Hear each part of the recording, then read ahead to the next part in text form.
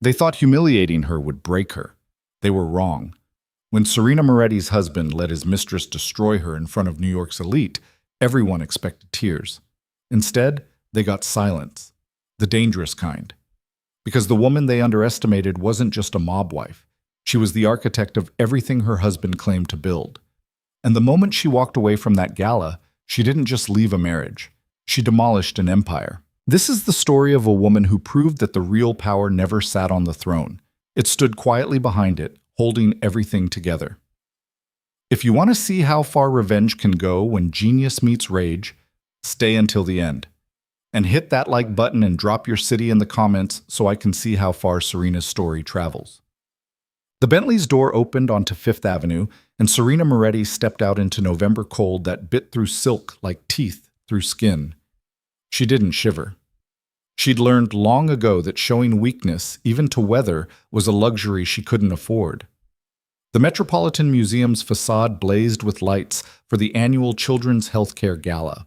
$1,200 a plate, black tie required, attendance mandatory for anyone who wanted to matter in New York. Serena had organized this event for the past 6 years. She knew every detail, from the orchid arrangements shipped from Singapore to the senator's shellfish allergy, to the exact placement of photographers that would catch the best angles without making guests feel hunted. Mrs. Moretti? The valet's smile was practiced, professional. Beautiful evening. Thank you, Marcus. She'd made it a point to learn his name 3 years ago, along with everyone else who worked these events. Not because she was kind, though she could be, but because information lived in unexpected places, and loyalty grew in soil most people never thought to water. Her husband hadn't arrived yet. Damien always made entrances, never arrivals. He'd show up 40 minutes late with his inner circle, let the room see him, let them remember who owned half the construction contracts in the city and most of the unions besides. Let them remember who you called when you needed something done that couldn't be done legally. Serena smoothed her dress. Valentino, deep emerald, cut to suggest rather than display. She'd learned that too. In Damien's world, wives were supposed to be beautiful enough to prove their husband's worth, but conservative enough not to threaten it. A careful balance, like everything else. Inside, the atrium had been transformed. Ice sculptures caught light like frozen fire. A string quartet played something classical that Serena recognized but couldn't name. She'd approved the playlist but hadn't bothered memorizing it. Waiters moved through the crowd with champagne and canapes, their movements choreographed to avoid collision, to appear effortless. Nothing was effortless. Serena knew that better than anyone. Serena. Caroline Westbrook materialized from the crowd, all teeth and diamonds. Darling, you've outdone yourself. The decorations are absolutely stunning. Thank you, Caroline. Serena accepted the air kiss, returned it with equal emptiness. How's Robert? Oh, busy with the campaign. He's hoping to connect with Damien tonight, some labor issue in Queens. Of course he was. They always wanted something from Damien, a word in the right ear, a problem solved, a competitor discouraged. And Damien would smile and pretend to consider it and make them wait just long enough to feel grateful when he finally agreed. What none of them knew, what Robert Westbrook and the rest of them would never know, was that Damien didn't decide anything. He barely understood half of what he controlled. The shell companies in the Caymans, the property trusts in Delaware, the network of legitimate businesses that wash dirty money clean. Serena had built all of it, every structure, every safeguard, every path that let them operate in daylight while doing business in shadow. Damien thought he was smart because people treated him like he was. He didn't understand that they treated him that way because Serena had made it impossible not to. Serena Moretti, as I live and breathe. She turned. Victor Chen, federal prosecutor, ambitious and dangerous in equal measure. They'd met at a dozen events like this one, danced around each other with the careful politeness of natural enemies. Victor, still trying to save the world? One indictment at a time. His smile didn't reach his eyes. You look lovely. Damien's a lucky man. He certainly thinks so, Victor laughed. I heard you personally handled the negotiations with the mayor's office for tonight's venue permits. Impressive work. This was fishing. Victor didn't make small talk without purpose. I organize charity events, Victor, not exactly courtroom drama. No, of course not. He sipped his champagne, watching her over the rim. Though I've always wondered how someone with your obvious intelligence ends up planning parties instead of running companies. The comment was designed to flatter and probe simultaneously. Serena had dealt with sharper tactics from harder men. I find meaning in service, she said simply. Not everything worth doing comes with a title. Wise words. He inclined his head. Enjoy your evening, Serena. She watched him disappear into the crowd. Victor Chen was circling something. She could feel it. The question was what, and how close he'd gotten. She'd have to check the accounts again, make sure nothing had been flagged, no transfers questioned. Her systems were clean, had always been clean, but prosecutors built careers on finding cracks that didn't exist until they invented them. Another reason to be careful. Another detail to manage. The crowd thickened as more guests arrived. Serena moved through them with practiced grace, greeting, complimenting, remembering. The Hendersons had just bought a place in the Hamptons. The Parkers were divorcing but pretending they weren't. The Thomases had a daughter at Yale who'd been arrested for cocaine possession. Charges dropped, naturally, after a phone call from her father's attorney. Everyone had secrets. Everyone had vulnerabilities. Serena collected both like some women collected shoes. She was talking to the museum director about next year's gala when she felt it. That subtle shift in atmosphere that meant Damien had arrived. Conversations paused mid-sentence. Heads turned. The room recalibrated around a new center of gravity.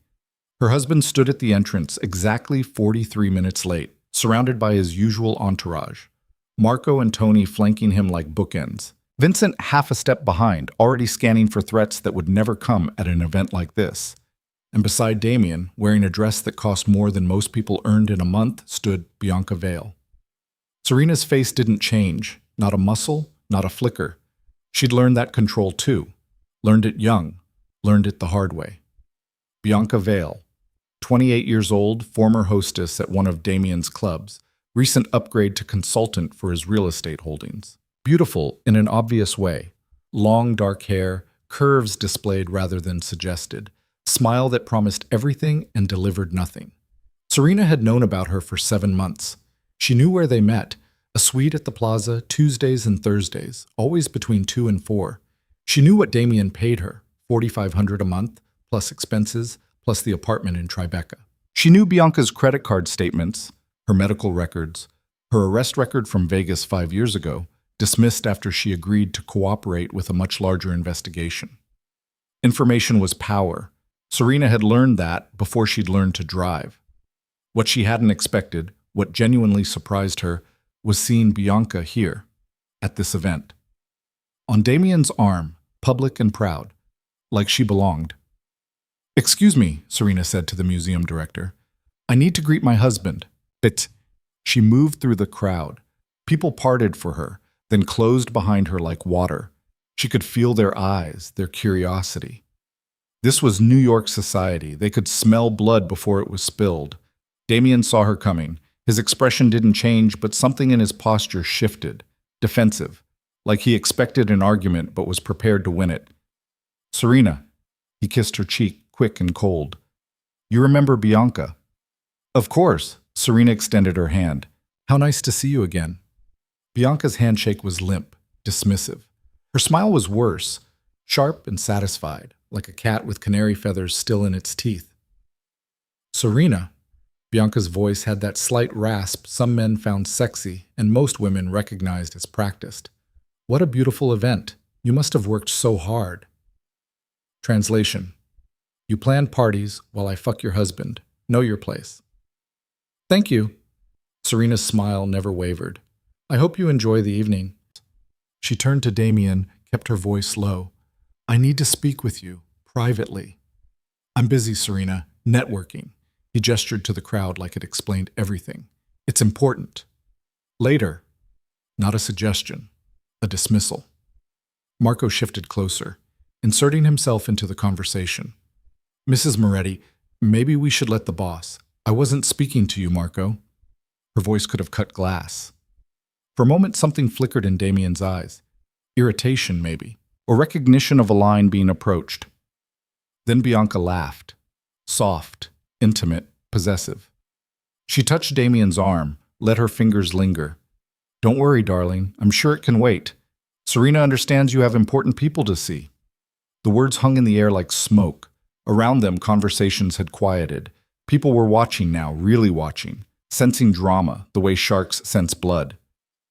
Serena looked at Bianca, really looked at her, saw the triumph in her eyes, the certainty. This girl thought she'd won, thought she'd claimed something that mattered. She had no idea what she'd actually done. You're right, Serena said quietly. It can wait. She turned and walked away. Not hurried, not upset, just done with a conversation that no longer served any purpose. Behind her, she heard Bianca's voice, louder now, meant to carry, "Some women just don't know when to step aside and make room for someone who actually belongs."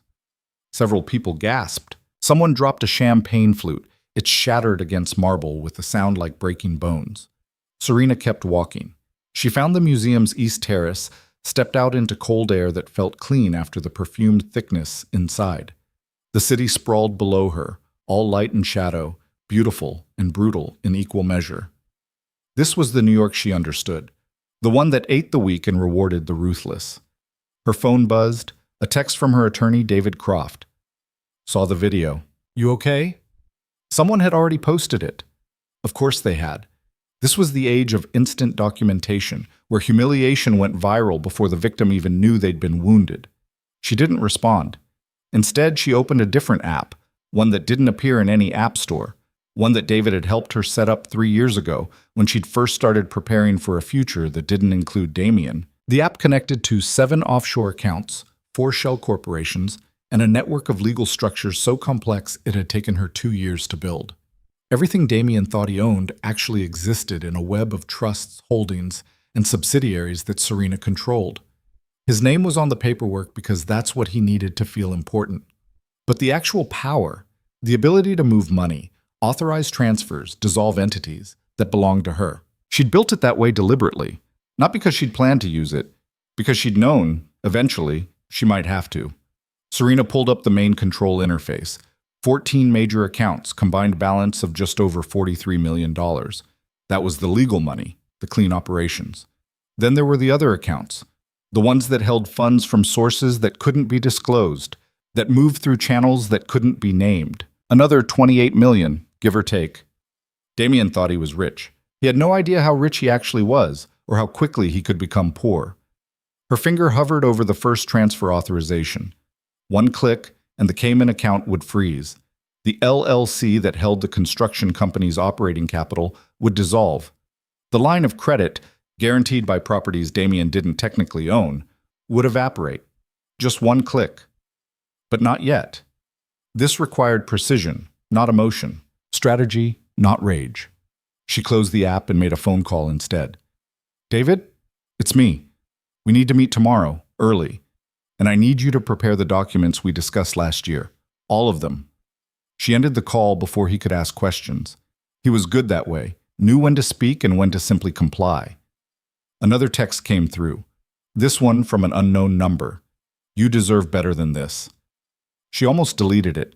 Then she noticed the area code, 212 Manhattan, and the phrasing, not, you deserve better than him, but this.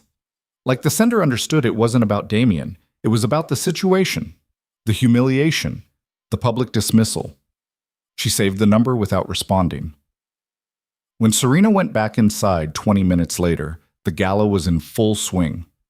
Damien held court near the bar, Bianca still attached to his arm like expensive jewelry. They were laughing, performing for an audience that pretended not to stare while staring anyway. Victor Chen caught Serena's eye from across the room, raised his glass slightly, expression thoughtful. He'd seen what happened. He was already calculating how to use it. Caroline Westbrook approached with synthetic sympathy. Serena, sweetie, if you need to leave early, no one would blame you. Why would I leave? Serena accepted a fresh champagne flute from a passing waiter. This is my event. She worked the room for another hour, smiled, laughed, discussed art and politics and the shocking price of real estate, acted like her world hadn't just shifted on its axis. Because that was the thing about power that people like Bianca Vale would never understand. It wasn't about noise. It wasn't about making sure everyone knew who you were or what you'd won. Real power was quiet. It was the ability to smile while planning destruction, to appear weak while being strong, to let people think they'd defeated you right up until the moment they realized they'd destroyed themselves. Around 11, the gala began winding down. Donors departed with goodie bags and tax receipts. The museum director thanked Serena profusely, already talking about next year. She nodded and smiled and said all the right things. Damien finally approached her near midnight.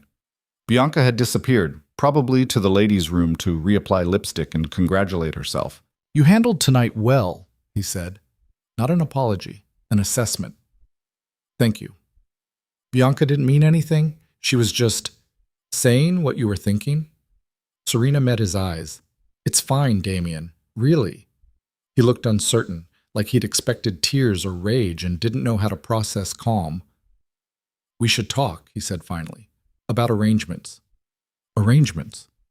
"You know," he couldn't quite look at her, "how we move forward. You'd be taken care of, obviously. The house in Connecticut, a reasonable allowance. We could make it clean." There it was. Not even 24 hours of thought.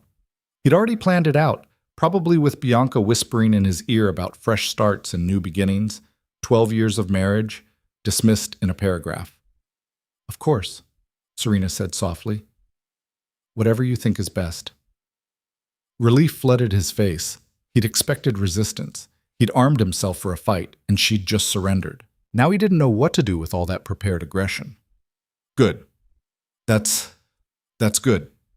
David can draw up the papers. We'll keep it quiet. Handle it professionally." "Absolutely." She touched his arm, gentle. "You deserve to be happy, Damien. We both do." He actually smiled, kissed her forehead like she was a child he'd just successfully manipulated. "You're a class act, Serena. Always have been." Then he walked away, back to Bianca, back to his new future. Serena watched him go, felt nothing. Not anger, not sadness, just a kind of crystalline clarity that came from finally understanding where you stood. She left the gala at midnight. The city was quieter now, the streets less frantic. Her driver held the door and she slid into the Bentley's leather interior. "Home, Mrs. Moretti?" She thought about the house in Connecticut, the one Damien had just promised her. The house she'd picked out 7 years ago, the one she'd decorated and furnished and filled with pieces she loved. The house that existed in a trust she controlled, that Damien couldn't sell or mortgage without her signature. He really didn't understand anything. "Home," she confirmed. On the drive, she opened her laptop, started making lists, not emotional lists, not revenge fantasies, practical lists, legal vulnerabilities, financial dependencies, political connections that existed because of her, not him. Business deals that would collapse without her involvement. Secrets that she knew, and he didn't. By the time they reached Connecticut, she had 17 pages of notes. The house was dark except for the lights she'd programmed to turn on automatically. She dismissed the driver, walked inside, locked the door behind her. Then she poured herself 3 fingers of whiskey, Damien's expensive Japanese single malt, the bottle he thought was his, and sat down at her desk. From a locked drawer, she pulled out a file folder. It was thick, organized with colored tabs, every page labeled and dated. She'd started building it 3 years ago, not because she'd wanted to, but because she'd learned to plan for possibilities rather than hope they wouldn't happen. The folder contained everything. Bank account numbers Damien didn't know existed, corporate structures he'd signed without reading, property deeds that named her as the actual owner, with him listed as secondary, partnership agreements with clauses he'd never noticed, emails, text messages, recorded phone calls where he'd discussed things that federal prosecutors would find very interesting. She wasn't vindictive by nature, but she was thorough, and she'd learned long ago that the only person you could really trust to protect you was yourself. Serena opened her laptop again, pulled up the encrypted app, looked at those 14 accounts, all that money, all that power. Then she started clicking. The first account, the one that held operating capital for the construction company. She froze with a password change Damien wouldn't be able to reset without her authorization. The second account she transferred to a different bank entirely under a different corporate entity. The third account she left alone because it was being watched by federal investigators, and touching it now would raise flags. She worked for 3 hours, methodically, carefully, moving pieces on a board that Damien didn't even know he was playing on. By 3 in the morning, she'd restructured his entire financial life. He wouldn't notice immediately. Tomorrow, maybe the next day, everything would still work. Accounts would still have money, transfers would still process. But the foundations were gone. She'd pulled the support beams out of a building that looked solid but was actually already collapsing. It would take a week, maybe 2, before he understood what was happening. Before the calls started coming in, the deals falling through, the partners backing out. Before he realized that everything he thought he'd built was actually just a house of cards that she'd been holding together. And when he finally figured it out, when he came to her desperate and confused and demanding she fix it, she would look at him the same way she'd looked at Bianca tonight. Calm, clear, done. She closed the laptop, finished her whiskey. Sat in the dark house that was hers, not his, and felt something she hadn't felt in years. Not happiness, exactly, but something close to it. Freedom. Outside, November wind rattled the windows. Inside, Serena Moretti smiled. The empire had started falling. Damien just didn't know it yet. The first crack appeared on Tuesday. Serena was having coffee in the sunroom when her phone rang. David Croft, her attorney, calling before 8 in the morning. Never a good sign. "Tell me," she said. "Damien's been trying to reach me since 6, left 4 voicemails. He sounds—" David paused, searching for the right word. "Concerned." "About?" "The Patterson deal. Apparently the funding didn't come through. The account he was pulling from shows insufficient balance." Serena sipped her coffee. It was still hot, exactly the temperature she preferred. "That's unfortunate." "Serena." David's voice dropped. "Did you—" "I restructured some holdings, moved assets to more secure positions, completely legal, completely within my authority as the actual owner of those entities." Silence on the other end. Then, quietly, "How much did you move?" "Enough." "Jesus." A long exhale. "He's going to realize eventually." She watched a cardinal land on the bird feeder outside, bright red against November gray. But not today. Today he'll think it's a banking error. Maybe tomorrow too. By the time he understands what's actually happening, it'll be too late to stop it. "And you're sure about this? Because once it starts, it already started, David. The moment he brought that girl to my event and let her humiliate me in public, it started. I'm just finishing what he began." Another pause. "I'll need to see you. Today. We should review everything, make sure your exposure is minimal." "This afternoon, 2 o'clock." She ended the call and returned to her coffee. The cardinal was still there, pecking at seeds. Simple creature. Found food, ate it, flew away. No strategy required. She envied that sometimes. By noon, 3 more calls had come in. Not to her. She'd turned off notifications for anything related to Damien's business. But she could track them anyway, through the monitoring software she'd installed on his phone 8 months ago. Marco twice, Tony once, Vincent 3 times. All panicked, all trying to figure out why various accounts weren't accessible, why transfers were being rejected, why things that should have worked just didn't. Damien called her at 1:15. "Serena." His voice was tight, controlled. The voice he used when he was angry but trying not to show it. "We need to talk." "I'm listening." "No, in person. I'm sending Marco to pick you up. I have an appointment at 2. "Cancel it." There was the real Damien. Not the charming public face, but the man who expected compliance and got angry when he didn't receive it. "I'll be home by 4, she said calmly. "We can talk then." "Serena?" She hung up, blocked his number, sent a text to Marco. "Tell Damien I'll see him this evening. I'm not available before then." Then she drove to David's office in Manhattan. His firm occupied 3 floors of a building in Midtown. All glass and steel and expensive furniture that screamed success without quite shouting it. David met her in his private office. Door closed, assistant dismissed. "Show me everything," he said. She did. Pulled out her laptop, walked him through every change she'd made, every account she'd moved, every structure she'd dissolved or reformed. It took 90 minutes. When she finished, David sat back in his chair and rubbed his face with both hands. "This is brilliant," he said finally, "and completely devastating." That was the goal. He's going to fight back, you know that. With what? Serena turned the laptop so he could see the screen. Every major asset exists in entities I control. His name is on the paperwork, but the actual ownership, the legal ownership, belongs to trusts and LLCs that require my signature to access. He can't sell. He can't mortgage. He can't even transfer funds without my authorization. He'll claim fraud. Say you manipulated him, forged documents, except he signed everything, voluntarily. You witnessed most of the signatures yourself.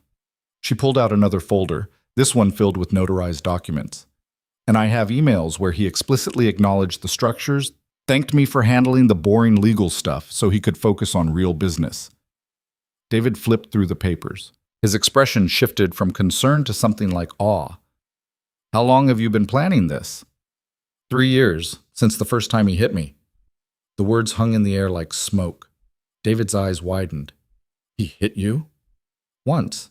We'd been married 9 years. He'd had too much to drink, lost money on a bad investment, needed someone to blame. She kept her voice even, factual. He backhanded me across the kitchen, split my lip. Then he cried and apologized and promised it would never happen again. Did it? No, because I made it clear that if it did, I'd destroy him. He didn't understand how, but he believed me. She smiled without humor. Turns out I just needed to wait for him to destroy himself. David was quiet for a long moment. The federal investigation. Victor Chen. How close is he? Close enough to make Damien nervous. Not close enough to actually touch him yet. She pulled up another file on her laptop. But that could change, especially if certain information became available to the right people. You'd cooperate? Testify? If necessary. With full immunity, of course. And protection. She met his eyes. I built the structures, David, but I never touched the dirty money, never participated in the actual crimes. I just made sure everything looked legal from the outside. That's a fine line. It's the only line that matters. He studied her for a long moment. You're different, since the gala. No, I'm just done pretending to be something I'm not. She left his office at 3:30. Traffic was heavy, it always was, so she didn't get back to Connecticut until nearly 6. The house was dark when she arrived, which meant Damien was still in the city, probably still trying to figure out what was happening to his accounts. She made herself dinner. Grilled salmon, roasted vegetables, a glass of white wine. Ate slowly, deliberately, tasting each bite. For 12 years, she'd eaten meals while working, while planning, while managing 100 different crises that Damien created and she had to solve. Tonight, she just ate. It felt like luxury. He arrived at 8, slamming the door hard enough to rattle the frame. She heard his footsteps in the hallway, heavy and angry. When he appeared in the kitchen doorway, his face was flushed, his tie loose, his expensive suit wrinkled. What did you do? Not a question, an accusation. Serena finished her wine, set the glass down carefully. You'll have to be more specific. The accounts, the Patterson deal, the fucking construction company can't make payroll because the operating account is frozen. He crossed the room in 3 long steps, loomed over her. What did you do? She looked up at him, didn't flinch. I secured my assets, that's all. Your assets? Those are my companies, my money. Actually, they're not. She stood, moved past him to the sink, rinsed her glass. They're mine. They always have been. You just didn't bother to read the paperwork. His hand shot out, grabbed her arm, spun her around. His grip was tight enough to bruise. Fix it, he said through clenched teeth. Right now. Fix it or what? Her voice was perfectly calm. You'll hit me? Like you did before? He dropped her arm like it had burned him, took a step back. That was years ago. I apologized, and I believed you. But that was before you decided to replace me with a 28-year-old who thinks Chanel is a personality trait. She brushed past him, headed for the living room. You wanted a divorce, Damien. You told me last night, so I'm protecting myself, that's all. By destroying everything I've built? He followed her, voice rising. By freezing accounts, blocking transfers, do you have any idea what you've done? I've got partners calling, deals falling apart. Then maybe you should have thought about that before you publicly humiliated me. She turned to face him. Or did you think I'd just accept it, smile and step aside while you and Bianca played house? This isn't about her. Yes, it is. It's about you thinking I was weak. Thinking I was just the little wife who planned parties and looked pretty and didn't understand how anything really worked. She smiled. Surprise, Damien. I understood everything. I built everything. And now I'm taking it apart. He stared at her like she was a stranger. I don't know you. No, you never did. His phone rang. He ignored it. It rang again. And again. Finally, he yanked it out, checked the screen, cursed. This isn't over, he said. Yes, it is. He left without another word. The door didn't slam this time. It closed with careful, controlled quiet that was somehow more ominous. Serena stood in the empty living room and listened to his car pull away. Then she poured herself another glass of wine and returned to her laptop. The calls from Damien's associates continued throughout Wednesday. She tracked them all, watched the panic spread like a virus through his organization. The construction company's payroll was delayed. The real estate deal in Queens collapsed when funding fell through. A loan payment was missed, triggering penalty clauses and angry calls from the bank. Each failure was small by itself, but together they painted a picture of an organization falling apart from the inside. Marco showed up at the house Thursday morning. Serena watched him through the window, pacing on the driveway, phone pressed to his ear, gesturing angrily. When he finally rang the doorbell, she made him wait 3 full minutes before answering. Mrs. Moretti. He tried to smile, but it came out wrong, desperate. I need to talk to you about the business. I'm not involved in Damien's business, Marco. You know that. Yeah, but... He glanced over his shoulder like he was worried someone might hear. Look, the accounts. The ones you set up. We can't access them. Have you tried calling the banks? The banks say they need authorization from the account holder. But when we give them Damien's information, they say he's not the primary holder, that the accounts belong to some LLC we've never heard of. How strange. She started to close the door. I'm sure you'll figure it out. Mrs. Moretti, please. He put his hand on the door, stopping it. People are scared. The guys, the crews. They didn't get paid last week. They're asking questions. Then Damien should answer them. He can't, because he doesn't know what happened. Marco's voice dropped. But you do, don't you? She met his eyes, saw the fear there, the understanding that something fundamental had shifted. Tell Damien I'm willing to meet, Saturday, noon, at Russo's. Why not here? Because I prefer public places for business discussions. She smiled. And this is definitely business. Marco left. She watched him drive away, then called David. Saturday meeting. Damien, probably Marco, maybe others. I'll need you there. As your attorney? As my representative. This is a negotiation now. What are you negotiating? Terms of surrender. Saturday arrived cold and bright. Serena dressed carefully. Armani suit, minimal jewelry, hair pulled back. She looked like what she was, a woman who meant business. Russo's was a restaurant in Little Italy, old-school Italian place that Damien's father had favored. It had private rooms in the back for meetings that required discretion. Serena had booked one of them. She arrived 15 minutes early. David was already there, briefcase open, documents organized. Ready? He asked. Always. Damien came in at 12 exactly. He'd brought Marco and Tony, both of whom looked uncomfortable in suits they didn't wear often enough. No Bianca. Interesting. Serena. Damien's voice was carefully neutral. David. They sat across from each other at a table built for 8, 4 on one side, 2 on the other. The imbalance was deliberate. Let's not waste time, Damien said. I know you're angry. You have a right to be. What happened at the gala was inappropriate. Bianca overstepped. This isn't about Bianca. Then what's it about? Because from where I'm sitting, it looks like you're trying to punish me by destroying everything we built together. We didn't build it together, Damien. I built it. You just took credit. His jaw tightened. That's bullshit. Is it? She nodded to David, who slid a folder across the table. Those are the corporate documents for every major asset you claim to own. Take a look. Show me where your name appears as anything other than a signatory. Damien opened the folder, flipped through pages. His face went from angry to confused to pale. This can't be right. It's completely right. Every company, every account, every property exists in a trust or LLC that I control.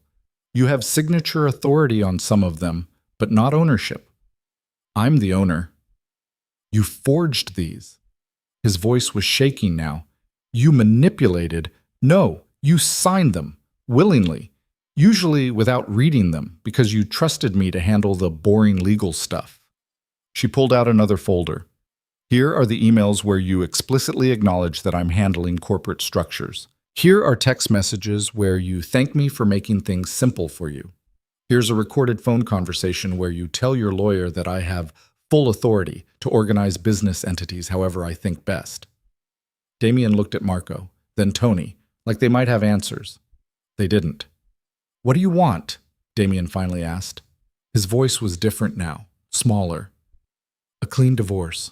No contest, no drama. You keep your personal assets, the cars, the clothes, whatever's actually in your name. I keep everything else. That's insane. You'd leave me with nothing. Not nothing, you'll have Bianca. Serena smiled. I'm sure she'll be very supportive when you explain that the penthouse and the boats and the lifestyle she was expecting don't actually exist anymore. You vindictive bitch. The words came out flat, exhausted. No, just practical. She stood. You have until Monday to decide. Sign the divorce papers, walk away clean, and I'll make sure you have enough to live comfortably. Fight me. And I'll make sure the federal prosecutors get every piece of information they need to put you away for 20 years. You'd testify against me? In a heartbeat. David stood too, gathered his documents. The papers will be ready Monday morning. I suggest you have your attorney review them carefully. They left Damien sitting at the table, flanked by his men, staring at documents that proved everything he thought he owned was actually hers. In the car, David let out a long breath. That was brutal. That was necessary. He's not going to just accept this. He'll fight. Let him. Serena watched the city scroll past her window. He's fighting a battle he already lost. He just doesn't know it yet. But Damien did fight. Over the next week, he hired 3 different attorneys, all of whom reviewed the documents and told him the same thing. Legally, Serena was in the right. The companies were hers, the accounts were hers, he had no claim. He tried different tactics, called her crying, begging her to reconsider, called her screaming, threatening to expose her, sent Marco to intimidate her, which failed when she threatened to call the police and press charges. Nothing worked. By the second week, the consequences were cascading. The construction company went into default on a major contract. The real estate holdings couldn't secure financing. Partners started distancing themselves, unwilling to be associated with an operation that was clearly imploding. And through it all, Serena watched and waited and made careful adjustments to ensure maximum damage with minimum exposure. She met with Victor Chen for coffee on a Tuesday afternoon. Neutral location, public place, nothing that could be misconstrued. I wondered when you'd reach out, Victor said. I'm not reaching out, I'm just having coffee. Of course, he smiled. Though if you were reaching out, hypothetically, what would you be reaching out about?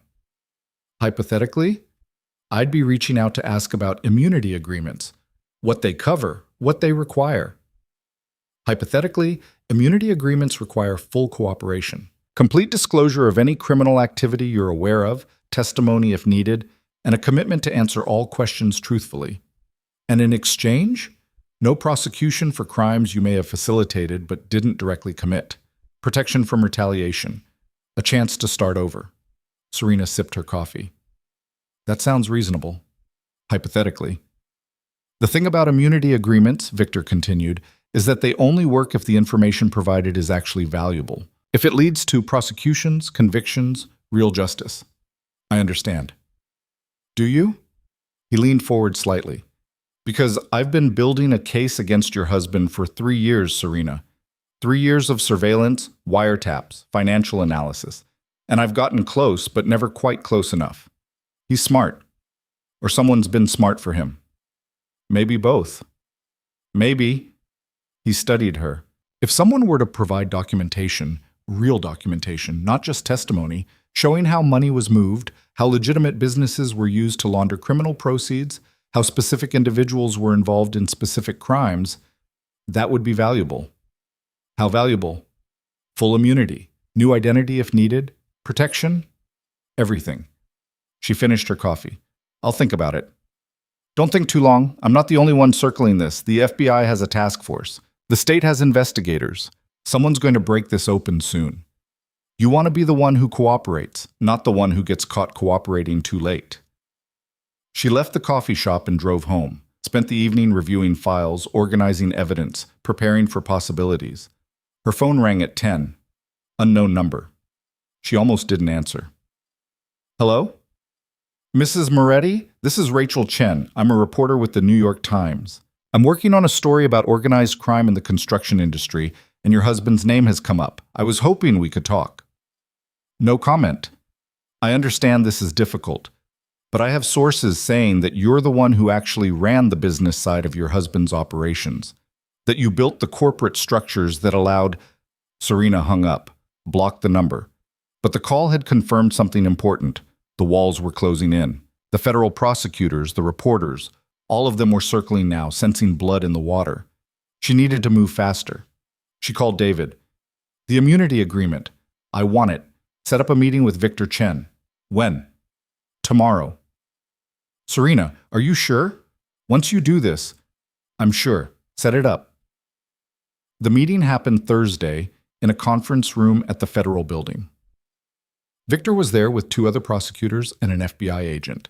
David sat beside Serena, briefcase open, ready. Tell me what you have, Victor said. She did.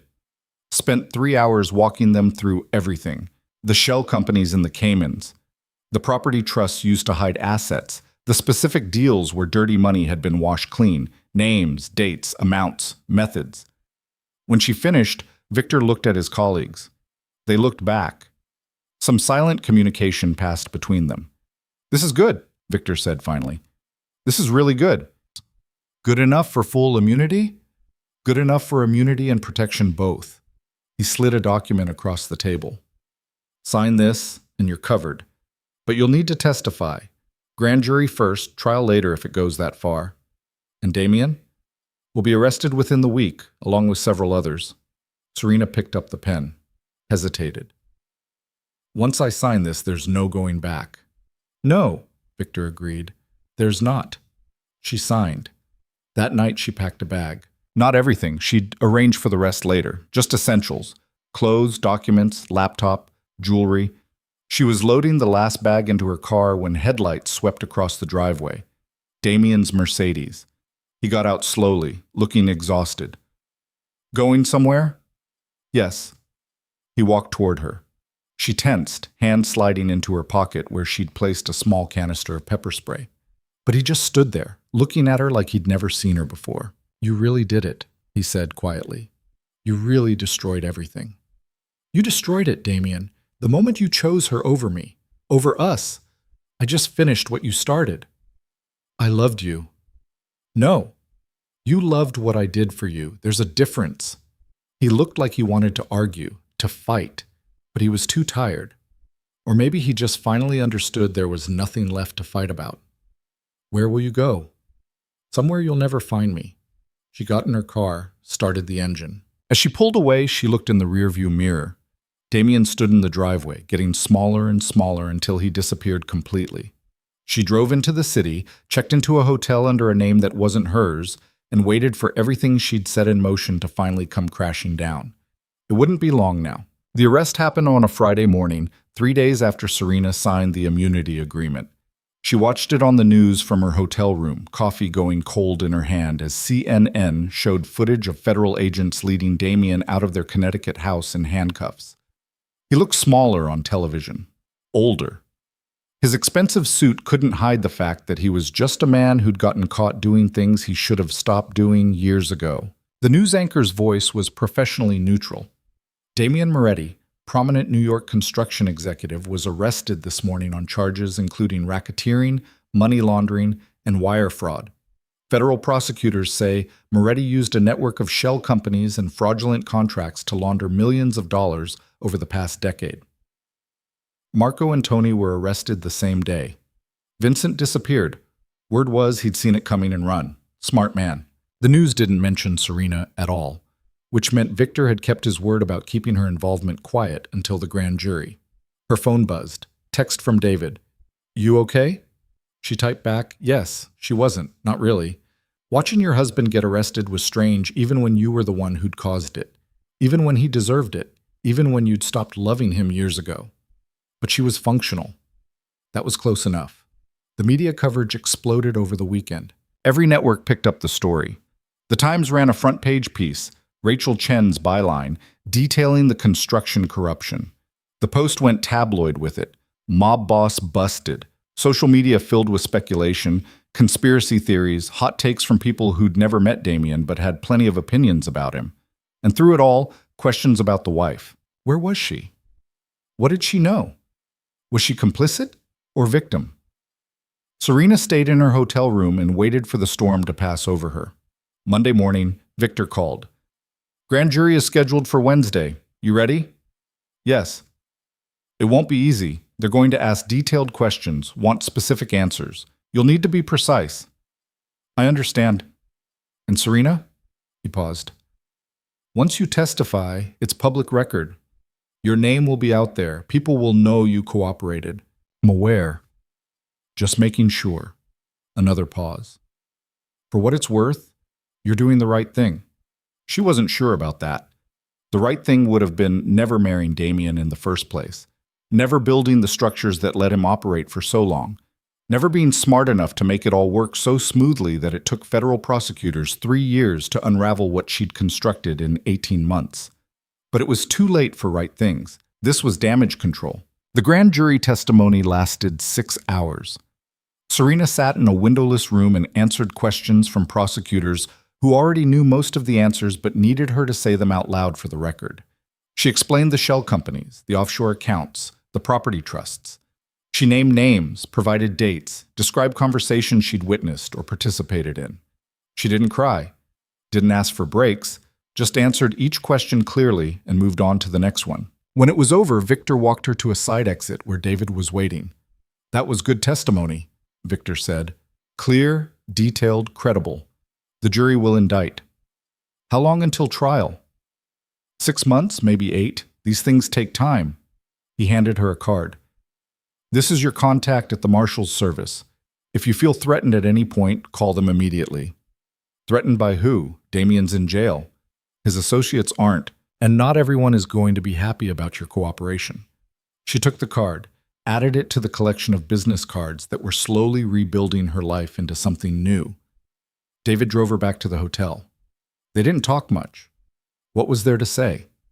She'd testified against her husband. She'd helped put him in prison. She'd done what needed to be done, but that didn't make it feel good. "You should leave the city," David said when they reached the hotel. "Go somewhere quiet for a while. Let things settle." "Where would I go?" "I don't know. Somewhere you can think. Figure out what comes next." She almost laughed. What came next? She was 38 years old, newly single, with no job and a reputation that was about to become very complicated. What came next was whatever she could build from the wreckage.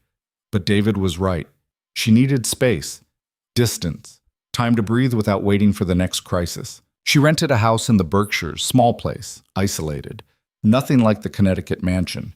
It had a fireplace and large windows that looked out on trees that were already bare for winter. She brought her laptop, some clothes, and not much else. The first few days were strange.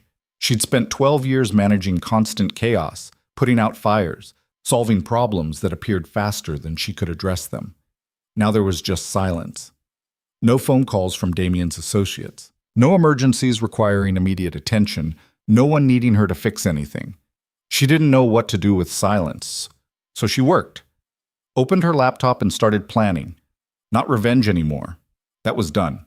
But survival, transformation, whatever came after destroying the life she'd built. She still controlled the legitimate businesses, the real estate holdings, the investment accounts, the properties that had never been touched by criminal money. That was roughly $18 million in clean assets. Not enough to be truly wealthy by New York standards, but enough to rebuild. The question was, rebuild into what? She was researching business opportunities when her phone rang. Unknown number. She'd been ignoring those, but something made her answer this one. Hello? Serena Moretti? A woman's voice, professional but warm. My name is Lauren Hastings. I'm a managing partner at Hastings Strategic Group. I was hoping we could talk. About what? About your future. And ours, potentially. They met at a restaurant in Boston 3 days later. Lauren Hastings was in her 50s, gray hair cut sharp, eyes that missed nothing. She'd built one of the most successful consulting firms on the East Coast by helping wealthy families manage their assets and navigate complex legal situations. I'll be direct, Lauren said after they had ordered. I've been following your situation. The arrest, the testimony, all of it. And I'm impressed. Impressed by what? My husband getting arrested? Impressed by the fact that you built a structure so sophisticated that it took federal prosecutors years to understand it. Impressed that you had the foresight to protect yourself. Impressed that you knew when to cooperate and how to negotiate favorable terms. Lauren leaned forward. You're smart, Serena. Smarter than most people I've met. And I think you're wasting that intelligence. Wasting it how? By not using it. You spent 12 years making someone else successful, building someone else's empire. Now you have a chance to build your own. Doing what? Consulting. Specifically, helping high-net-worth families structure their assets to minimize legal exposure and maximize protection. It's what you already know how to do. You'd just be doing it legally this time. Serena sipped her water. You want to hire someone who just testified against her husband in a federal case? That's not exactly good publicity. It's perfect publicity. It shows you understand consequences. It shows you know how to protect yourself when things go wrong. My clients aren't interested in morality plays, Serena. They're interested in competence, and you're extremely competent. I'd need credentials. A law degree, maybe an MBA. You have something better. You have experience. Real-world, high-stakes experience that you can't get from a classroom. Lauren slid a folder across the table. This is an offer. Partnership track. Starting salary of $400,000, performance bonuses, full benefits. You'd work with me directly for the first year, learn our systems, build your client base. After that, we'd reevaluate based on your results. Serena opened the folder. The offer letter was real, detailed, exactly what Lauren had described. Why are you doing this? Because I see potential. And because I like betting on smart women who've been underestimated. Lauren smiled. Think about it. But don't think too long. I have other candidates. Serena took the folder back to the Berkshires, read it 3 times, researched the company, looked at their client list, checked Lauren's background. Everything was legitimate, prestigious, even. She called David. It's a good offer, he said after she'd explained it. Great offer, actually, but are you ready to jump back into high-stakes work? You just escaped one complicated situation. This is different. This is legal. Is it? Because the line between legal asset protection and helping people hide money can be pretty thin. I know where the line is, David. I've spent 12 years walking it. Exactly my point. She thought about that after they hung up. Thought about lines and where they were drawn and who decided which side you were on. Thought about the difference between building structures to hide crimes and building structures to protect assets. The mechanics were similar. The intent was different. Maybe that was enough. She called Lauren the next morning. I'll take it. When do I start? Monday. I'll have an office ready for you in Boston. Back in the city, the indictments kept coming. The grand jury had been busy. By the end of November, 15 people had been charged in connection with Damien's operation. The construction company was dissolved. The real estate holdings were seized. Everything Damien had touched was being torn apart by investigators looking for evidence. Serena's name appeared in the court documents, not as a defendant. Her immunity agreement protected her from that, but as a cooperating witness. Federal witness SM, who had provided substantial assistance to the investigation. It didn't take long for people to figure out who that was. The media requests started immediately. CNN, MSN, BC, The Times, The Post. Everyone wanted an interview with the mob wife who'd turned on her husband. She declined them all. Issued a statement through David saying she was cooperating with authorities and had no further comment. But the story grew anyway. Think pieces about women in organized crime, profiles of famous mob wives, speculation about her role, her knowledge, her culpability. Some painted her as a victim who'd finally found the courage to escape. Others portrayed her as an accomplice who'd only cooperated to save herself. Both versions were partially true and completely inadequate. Caroline Westbrook called. Serena almost didn't answer, but curiosity won. "Serena, darling, I just wanted to check on you. This must be so difficult." Translation: I want gossip. "I'm managing, Caroline. Thank you for calling." "Of course. You know, if you need anything, any support at all, I appreciate that. I have to say I'm just shocked by all this. Damien always seemed so legitimate." "Because I made him seem that way," Serena thought. "Because I built the facade you all believed in." "People can be surprising," she said instead. "And that awful Bianca girl. Have you heard? She's been giving interviews claiming she had no idea about any of this, that she was as shocked as anyone." Serena had seen one of the interviews. Bianca on Good Morning America, playing the innocent girlfriend who'd been fooled by a charming criminal. Wearing a conservative dress, minimal makeup, affecting an expression of wounded betrayal. "I'm sure she's handling it her own way," Serena said. "Well, I think it's disgusting, using this tragedy to get attention." Caroline paused. "Not that I'm comparing your situations. Obviously you were married to him. She was just, well, you know." "Yes, I know." After Caroline hung up, Serena poured herself wine and sat by the fireplace. Thought about Bianca, who'd wanted the throne and gotten nothing but scandal. Thought about all the people who'd orbited Damien's world, drawn to the power and money, never understanding where it came from or what it cost. She didn't feel sorry for them, but she didn't feel triumphant either, just tired. Her first day at Hastings Strategic Group was deliberately low-key. Lauren showed her to an office, introduced her to key staff members, gave her access to their systems and databases. No one mentioned her background directly, but she could feel their curiosity. The woman who'd married a criminal, the woman who'd testified, the woman who'd survived. "Your first client meeting is tomorrow," Lauren said. "The Hendricks family. Old money, complicated trust structures, concerned about exposure from a business deal that might have legal complications." "What kind of complications?" "The kind that require discretion and expertise, which is why they're coming to us." Lauren smiled. "Relax, Serena. You know how to do this. Just do it legally this time." The meeting went well. The Hendricks were exactly what Lauren had described: wealthy, worried, willing to pay premium rates for someone who understood how to protect assets from legal scrutiny. Serena listened to their concerns, analyzed their structures, and provided recommendations that were completely legal but extremely effective. By the end of the meeting, they'd agreed to retain the firm. Her first client, her first success in a legitimate business. It felt strange. Good, but strange. Damien's trial date was set for March. David called with the news, warned her that she'd need to testify again, this time in open court where Damien would be present. "Are you prepared for that?" "I don't have a choice." "You always have a choice, Serena. You could refuse to testify, take the consequences." "Which would be what? Prison? Having my immunity revoked?" She shook her head even though he couldn't see it.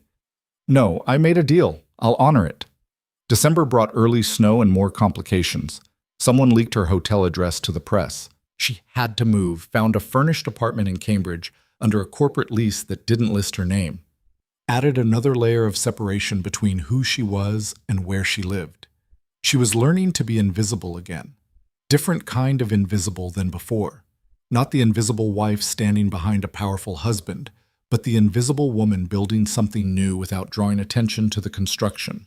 Marco reached out through a lawyer, wanted to meet, to talk. His attorney made it sound urgent, important. Serena agreed because she was curious what he wanted, and because the meeting would be in a lawyer's office with witnesses present. Marco looked bad, thinner, older, like the stress had aged him 5 years and 2 months. He sat across from her with his attorney beside him and tried to smile. "Thanks for coming," he said. "What do you want, Marco?" "I want to understand why you did it, why you burned everything down. You were there at the gala. You saw what happened." "Yeah, but that was just Bianca being stupid. She didn't mean anything by it." "She meant exactly what she said, and Damien let her say it." Serena kept her voice level. "For 12 years, I built everything he had, every company, every account, every protection that kept him operating, and he threw me away for a girl who didn't even know what she was inheriting. So you destroyed it all? Put good people out of work? Got guys arrested who were just trying to feed their families? Those guys knew what they were signing up for, Marco. Don't pretend they were innocent. They trusted you. We all did. His voice cracked. You were supposed to be loyal. I was loyal for 12 years. But loyalty runs both ways, and Damien forgot that. Marco's attorney cleared his throat. My client wanted you to know that he's cooperating with prosecutors.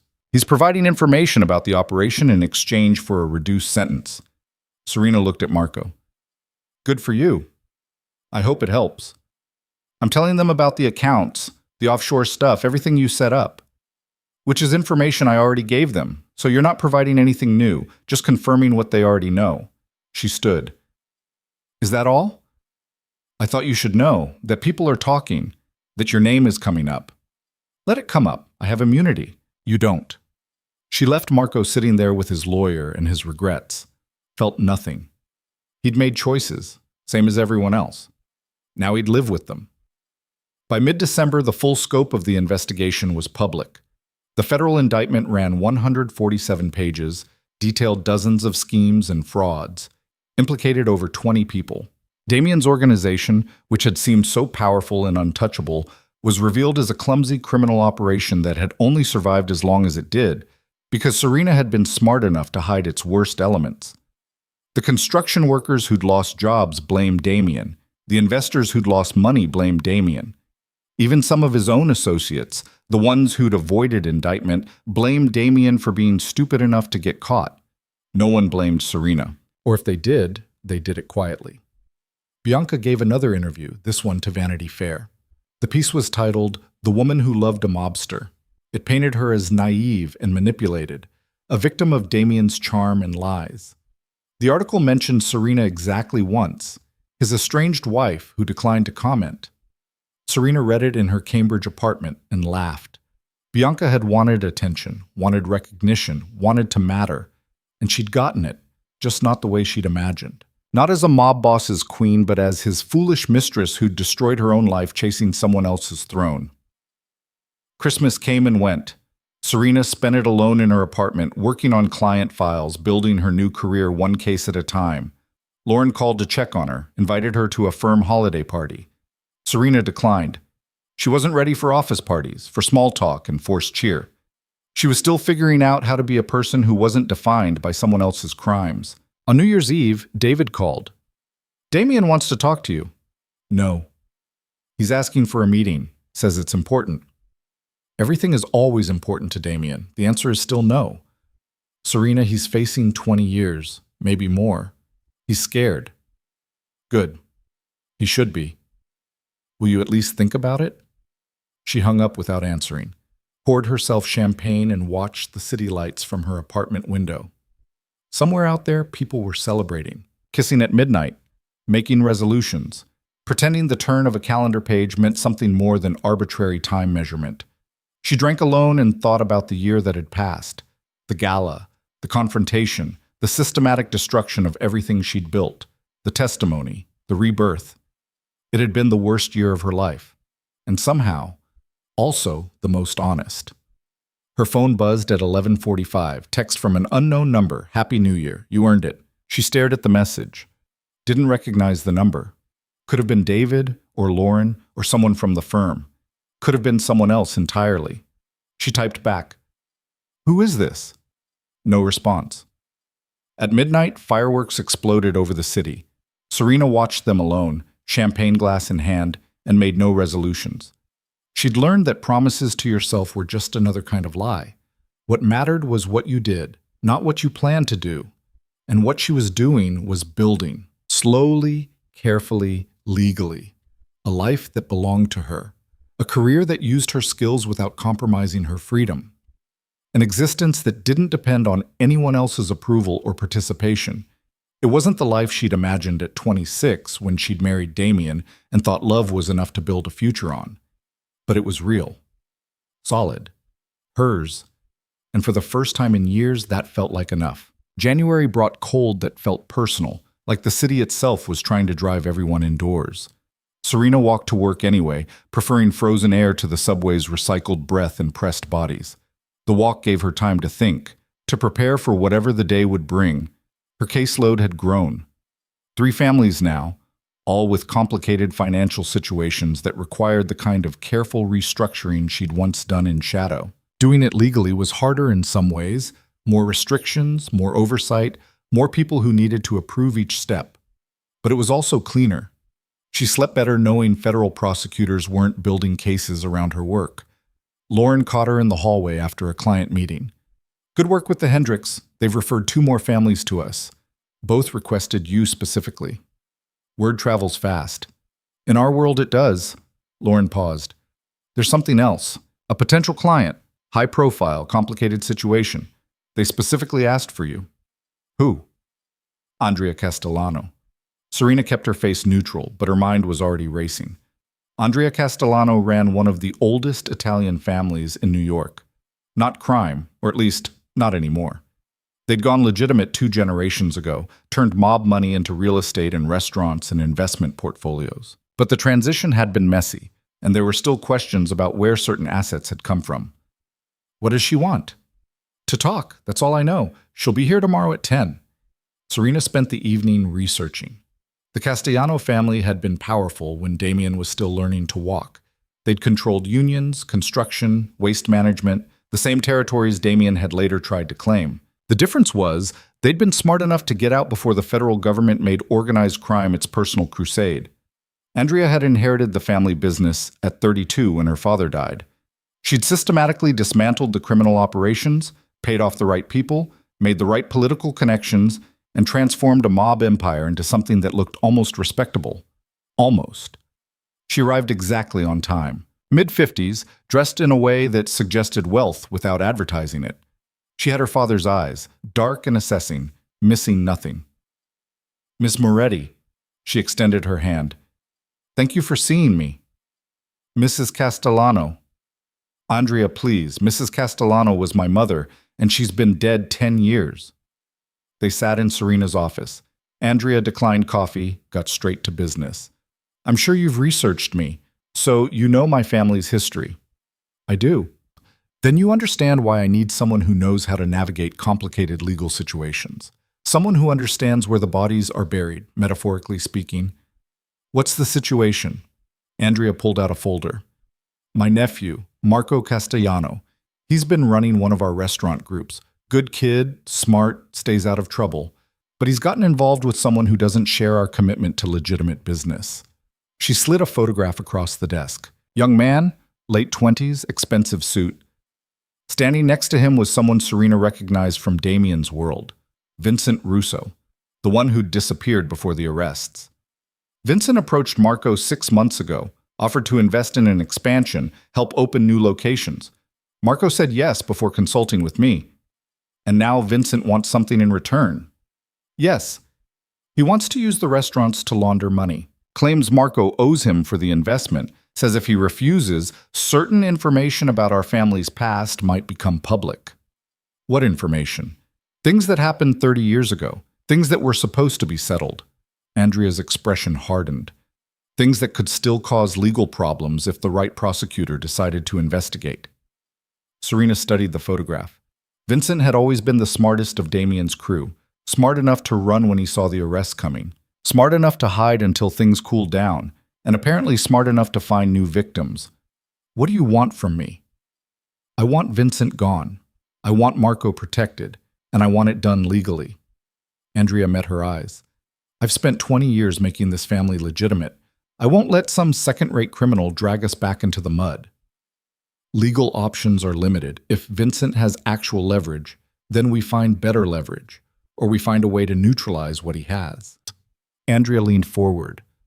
"You dismantled your husband's entire operation from the inside. You protected yourself while destroying him. I need that same kind of precision applied to this situation." It was flattering and disturbing in equal measure. Serena had spent months trying to distance herself from what she'd done to Damien.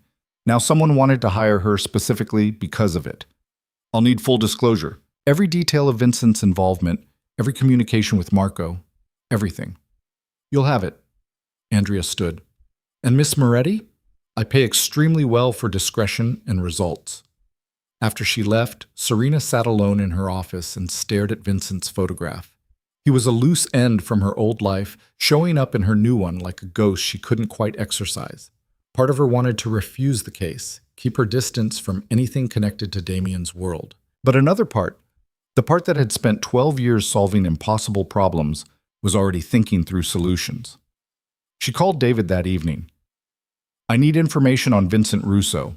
Where he is, what he's doing, who he's connected to. Why? She explained the situation. David was quiet for a long moment. This feels dangerous, Serena. Vincent isn't like Damien. He's actually smart, and he's got nothing to lose. Which is why he needs to be handled carefully. Or not handled at all. You could refuse the case. I could. But Andrea Castellano is exactly the kind of client I need. High profile, legitimate, willing to pay premium rates. She paused. And if I can pull this off, it proves I can handle complicated situations without crossing legal lines. Or it proves you're still playing with fire.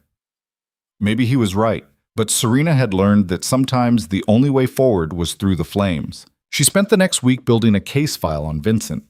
David's contacts provided surveillance photos, financial records, communication intercepts. The picture that emerged was of a man desperately trying to rebuild what he'd lost when Damien's organization collapsed. He'd approached several legitimate businesses, always with the same pitch: investment capital in exchange for access to their financial structures. Most had refused. Marco Castellano had been naive enough to accept. Serena met with Marco at a coffee shop in Brooklyn. He looked nervous, kept glancing around like he expected someone to be watching. Maybe someone was. Your aunt said you wanted to help, he said, stirring sugar into espresso he wouldn't drink. I want to understand the situation first. Tell me exactly how Vincent approached you. Marco explained. Investment opportunity, favorable terms, cash up front. He'd been trying to expand the restaurant group, needed capital, and Vincent's offer had seemed perfect. Too perfect, obviously, but Marco had been young and ambitious and hadn't asked enough questions. When did he start asking for favors? About a month after the money came through. Small things at first. Could he use one of the restaurants for a private meeting? Could he store some inventory in our warehouse? Could he run some expenses through our accounts? Did you agree? To the meetings, yes. The other stuff, I said I needed to check with my aunt first. He finally looked at her. That's when he started making threats. What kind of threats? He said he knew things about my family, about my grandfather's business, things that could cause problems if they became public. Marco's hands were shaking. He said the statute of limitations doesn't apply to everything, that sometimes old crimes can still bite you. Serena knew that was partially true. Some crimes never expired. But Vincent was probably bluffing, using fear to manipulate someone who didn't know better. Did he show you any actual evidence? Documents, old ledgers, photographs. He said he'd been collecting them for years, insurance policy in case he ever needed it. That was more concerning. If Vincent actually had documentary evidence of past crimes, he had real leverage. The question was whether that evidence would hold up to scrutiny, or if it was just good enough to scare people who didn't want to risk finding out. I need you to set up a meeting with Vincent. Tell him you've convinced your aunt to cooperate. She won't actually cooperate, but Vincent doesn't need to know that yet.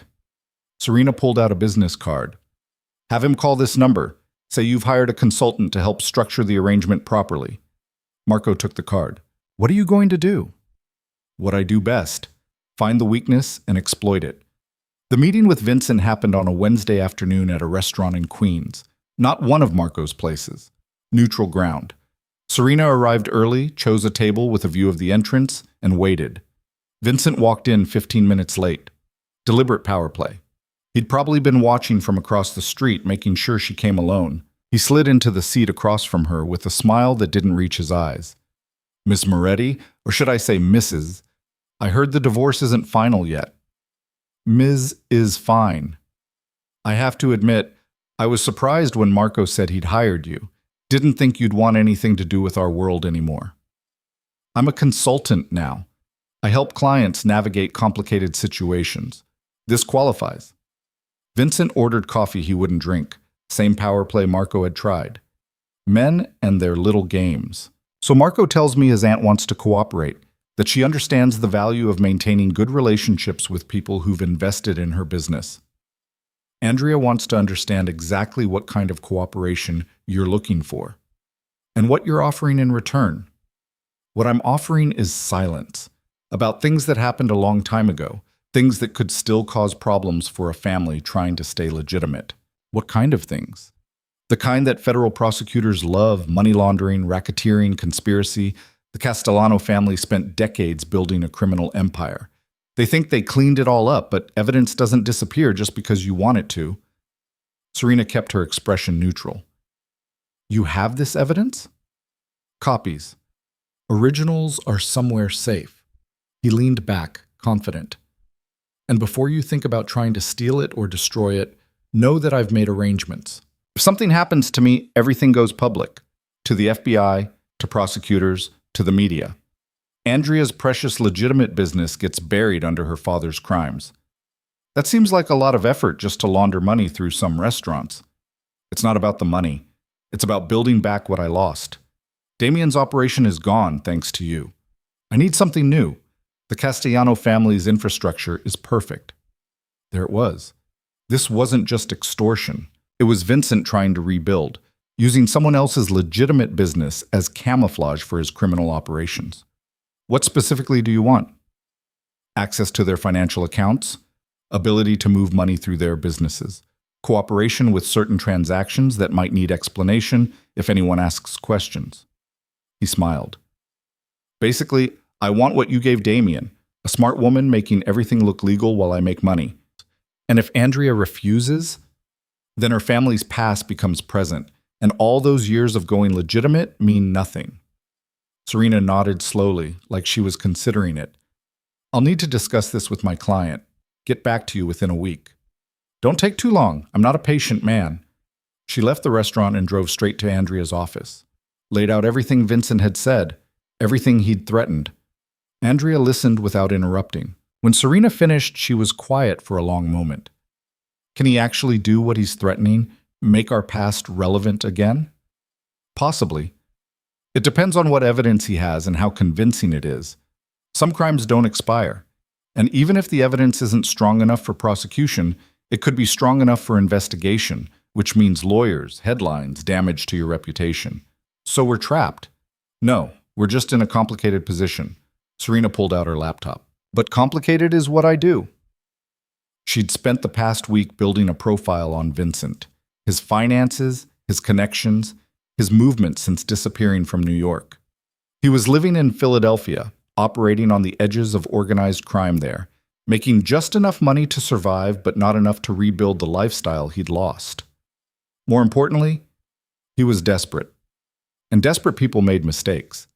Vincent thinks his leverage is the evidence he has on your family, but his real vulnerability is what he doesn't have: legitimate income, legal protection, a future that doesn't end in prison or worse. How does that help us? Because we can offer him something better than extortion money. We can offer him a way out. Andrea frowned. You want to help him? I want to neutralize him. And the best way to do that is to give him what he thinks he wants, then make sure it destroys him instead of you. Over the next 3 days, Serena built a trap. She worked with David to create a corporate structure that looked perfect for money laundering, but was actually a legal minefield. Shell companies with hidden reporting requirements, accounts that triggered automatic audits, transfers that looked clean but left paper trails prosecutors would love. Then she brought Victor Chen into it. They met at the same coffee shop where she'd first agreed to cooperate. Victor listened to her proposal with growing interest. So you want me to let this guy incriminate himself? I want you to give him rope and watch him hang himself with it. Vincent approaches legitimate businesses, tries to corrupt them, commits new crimes while thinking he's being smart. You document everything, build a case, arrest him before he can actually damage anyone. And the Castellano family? Cooperates fully, provides evidence of Vincent's extortion attempts, testifies about his threats, helps you build a racketeering case. Serena leaned forward. Andrea spent 20 years going legitimate. She's not going to throw that away to protect someone extorting her. Victor was quiet.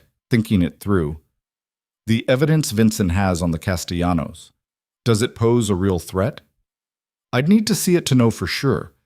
But even if it does, cooperation and testimony could offset that, especially if the crimes were committed by people who are already dead. You've thought this through. It's what I'm good at. He agreed, with conditions. Andrea would cooperate fully, make no deals with Vincent without informing the FBI, wear a wire if needed. In exchange, any investigation into the Castellano family's past would be handled with discretion, and cooperation would be weighed heavily if charges were ever considered. Serena presented the plan to Andrea that evening, laid out every step, every risk, every potential outcome. This could still blow up, Serena said. Vincent could get suspicious, could run, could release whatever evidence he has just to cause damage. It's not without risk. But it's better than the alternative. Yes. Andrea was quiet for a long moment. Then she smiled, sharp and satisfied. My father always said the best way to deal with a threat is to make it eat itself. Let's do it. They set the trap carefully. Marco called Vincent, said his aunt had agreed to cooperate. They scheduled a meeting to discuss specifics. Vincent arrived confident, ready to claim his victory. What he didn't know was that the restaurant where they met was wired, that every word he said was being recorded, that the corporate documents Marco showed him were designed to incriminate rather than protect. Vincent talked for 2 hours, explained exactly how he wanted to use the Castellano businesses, detailed his plans to launder money, hide assets, rebuild his criminal network, got specific about amounts, methods, connections, hung himself with every word. The FBI arrested him 3 days later, caught him in Philadelphia with documents linking him to multiple criminal enterprises, recorded conversations proving intent to commit fraud and money laundering, and evidence that he'd been extorting the Castellano family. The charges were extensive. The evidence was overwhelming. Vincent's leverage evaporated the moment he got arrested because threatening to release old evidence while actively committing new crimes just made prosecutors' jobs easier. He took a plea deal within a month. 15 years, no parole. In exchange, he gave up his sources, his contacts, and every piece of evidence he'd been using to threaten people. Andrea called Serena when it was over. It's done. Vincent's lawyer confirmed the plea agreement. He's gone. Good. My nephew wants to thank you personally. So do I. Not necessary. You paid me well. It's not about the money, Serena. It's about what you did. You took an impossible situation and turned it into a victory. That's rare. After they hung up, Serena sat in her office and felt something close to satisfaction.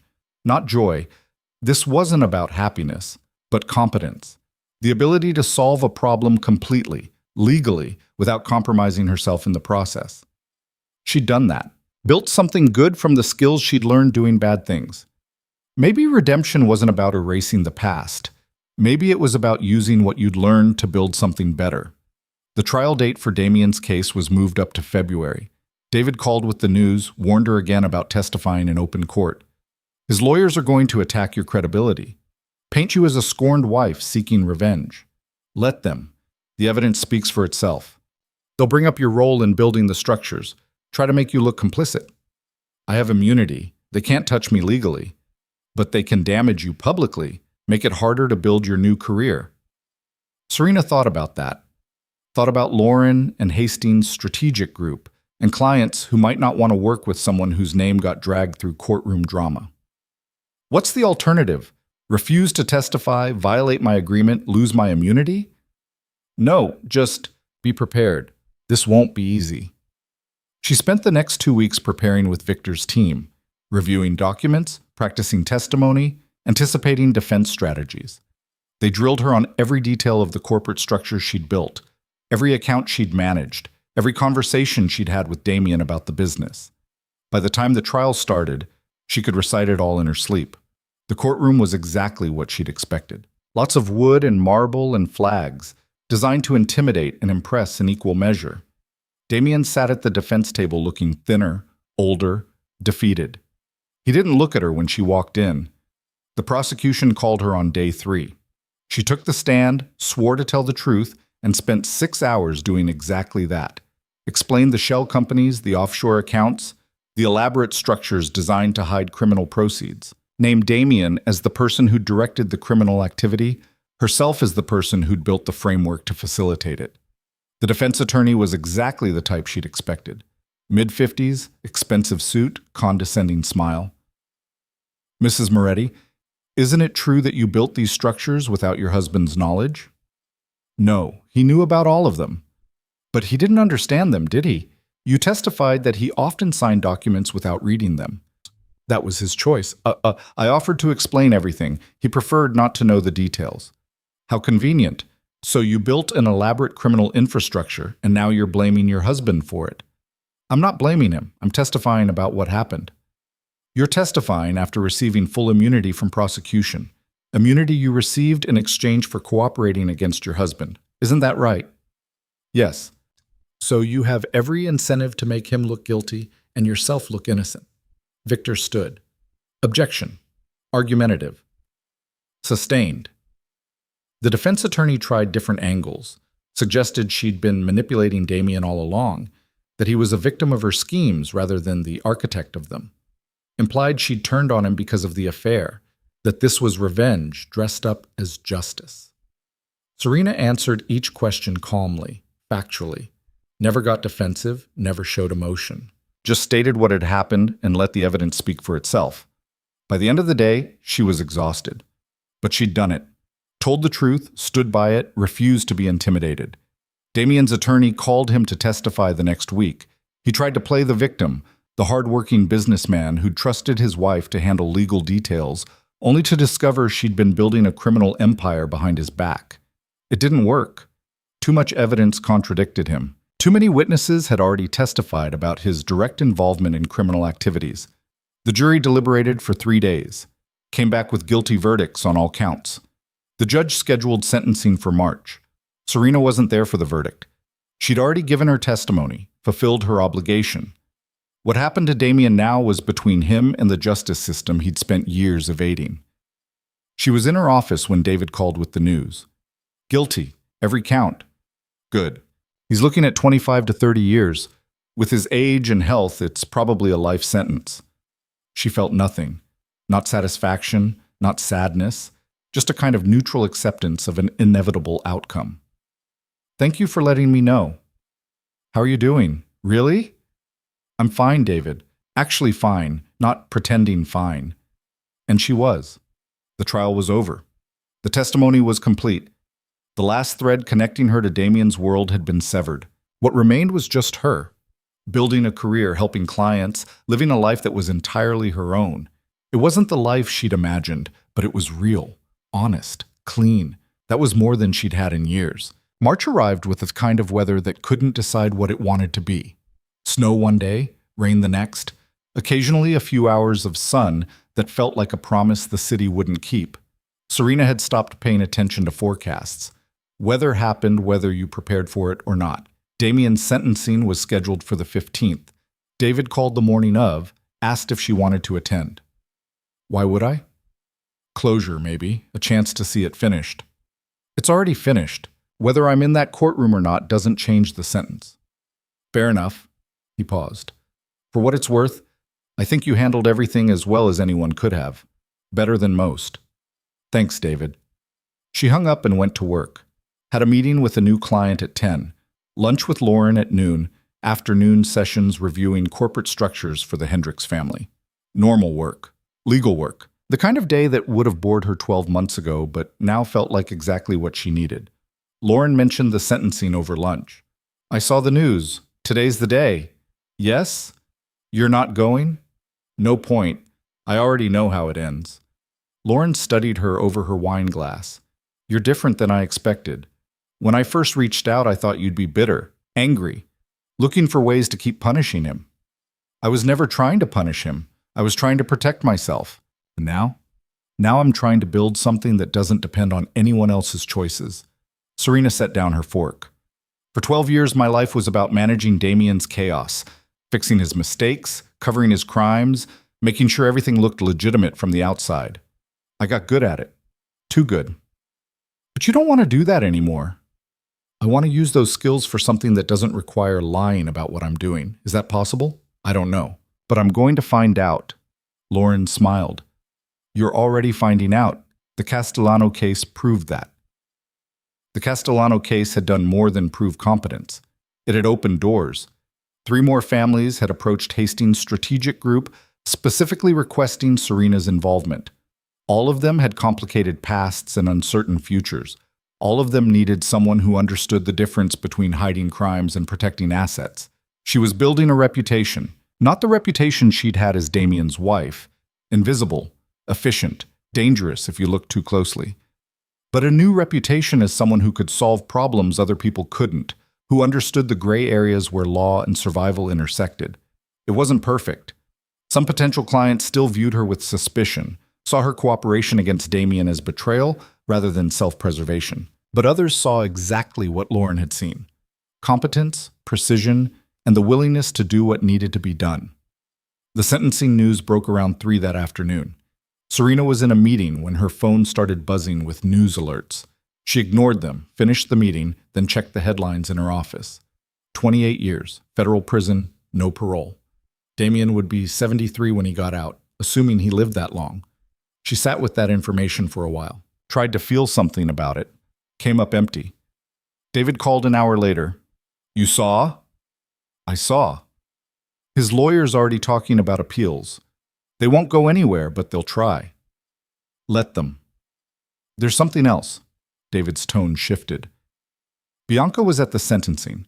She tried to give a statement about how Damien was a good man who'd made mistakes, how he deserved leniency. The judge shut her down pretty quickly.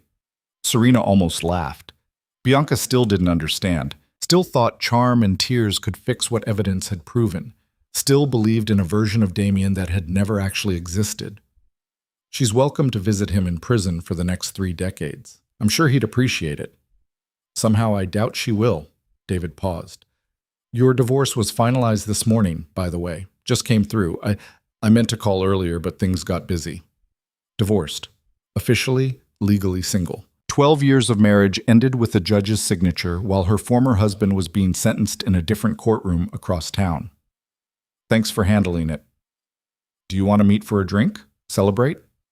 Celebrate what? Freedom. New beginnings. Whatever you want to call it. She thought about it.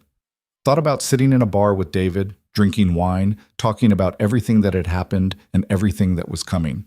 It sounded exhausting. Rain check. I have work to finish. After he hung up, she sat in her office and looked out at the city. Boston wasn't New York. Smaller, older, less frantic. But it had the same energy underneath, that hunger for success and fear of failure that drove people to do stupid things in pursuit of smart outcomes. She understood that hunger, had spent years feeding it in someone else. Now she was learning to feed it in herself, in ways that didn't require destroying everything to prove she could. Her phone rang again. Unknown number. She'd started answering those again, had learned most of them were legitimate. This is Serena. Miss Moretti, my name is Catherine Morrison. I'm the executive director of the Willow Foundation. We work with women transitioning out of difficult situations, domestic violence, financial abuse, incarceration. I was hoping we could talk. About what? About you joining our board of directors. That was unexpected. I'm not sure I'm the right fit for something like that. On the contrary, I think you're exactly the right fit. You understand complicated financial situations. You know how people use money to control and manipulate. And you successfully extracted yourself from a dangerous relationship. Catherine's voice was warm but professional. We could use that expertise. And honestly, your name recognition would help with fundraising. My name recognition as the mob wife who testified against her husband?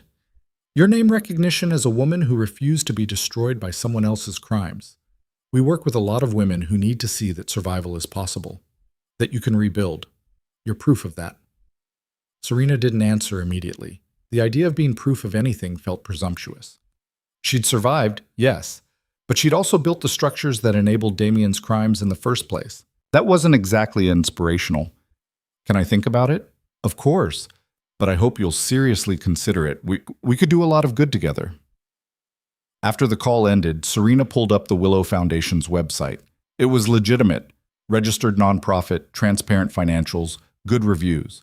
They ran shelters, provided legal assistance, helped women navigate divorce and custody battles and financial independence. The kind of help she could have used 12 years ago if she'd been smart enough to ask for it. She forwarded the information to David with a note. Thoughts on this? He called back within an hour. It's a good organization, clean finances, solid reputation. Why are they approaching you? Want me on their board? Do you want to be on their board? I don't know. Is it a conflict of interest with my work? Probably not, as long as you're not advising them on anything that could be construed as helping people hide assets from divorce proceedings. But as a board member, focusing on fundraising and visibility, that's fine. She told Catherine yes 2 days later. The announcement went public the following week. It generated some press. Former mob wife joins nonprofit board, turns scandal into service, all the usual narrative arcs that people loved. But it also generated donations. Women who'd followed the Damien case sent money, wrote letters, shared their own stories of financial abuse and complicated escapes. The foundation's visibility tripled within a month. Serena attended her first board meeting in April, sat around a table with 5 other women who'd built careers in law, business, social work. They treated her like a colleague, not a curiosity, asked her opinion on budgets and strategy and donor cultivation. It felt strange, good strange. After the meeting, Catherine pulled her aside. There's someone I'd like you to meet, a woman who came to us 2 months ago. Her husband controlled all their money, didn't let her have accounts in her own name, used finances to keep her trapped. She's trying to get out, but she doesn't understand how everything is structured. And you want me to help? I want you to show her that understanding is possible, that she can learn this stuff, that being smart about money isn't reserved for people like her husband. The woman's name was Jennifer. Early 30s, exhausted eyes, nervous hands. She met Serena at a coffee shop with a folder full of documents she'd managed to copy before leaving her husband. I don't understand any of this, Jennifer said, spreading papers across the table. He always said I didn't need to worry about it, that he was handling everything. But now I'm trying to leave and I don't even know what we have or where it is. Serena looked through the documents, saw immediately what the husband had done. Created a maze of accounts and trusts and corporate entities designed to be incomprehensible to anyone who wasn't looking closely. It was effective. It was also fixable. Okay, she said, let me show you what you're actually looking at here. She spent 3 hours walking Jennifer through the structures, explained what each entity was, how they connected, where the actual assets were versus where they appeared to be, showed her how to trace money, how to identify what was legitimately his versus what should be considered marital property. By the end, Jennifer was taking notes, asking questions, starting to understand. This is all designed to confuse you, Serena said, to make you think you're not smart enough to understand your own financial life. But you are. You just need someone to translate the deliberately complicated language into something clear. Did your husband do this to you? In his own way. He didn't create structures to hide things from me. I created them for him. But he did try to make me think I needed him, that I couldn't survive without his protection, his resources, his approval. Serena gathered the documents back into order. Turns out I could survive just fine. Better than fine. Jennifer left with copies of everything, annotated with Serena's notes explaining what each piece meant. 3 weeks later, Catherine called to say Jennifer had filed for divorce with a lawyer who actually understood the financial complexity, that she was fighting for what was rightfully hers instead of accepting whatever her husband offered. You did that, Catherine said. You gave her the tools to fight back. Maybe. Or maybe Jennifer had always had the strength and just needed someone to show her where to direct it. Either way, it felt like something worth doing. By May, Serena's caseload was more than she could handle alone. Lauren offered her a senior associate and more office space. The Castellano family had referred 5 more clients. The foundation work was taking up 2 evenings a week plus weekend time. She was building something, not the shadow empire she'd built for Damien, but a legitimate career based on skills she'd learned in illegitimate contexts. It was messy and complicated, and sometimes she felt like a fraud, but it was hers.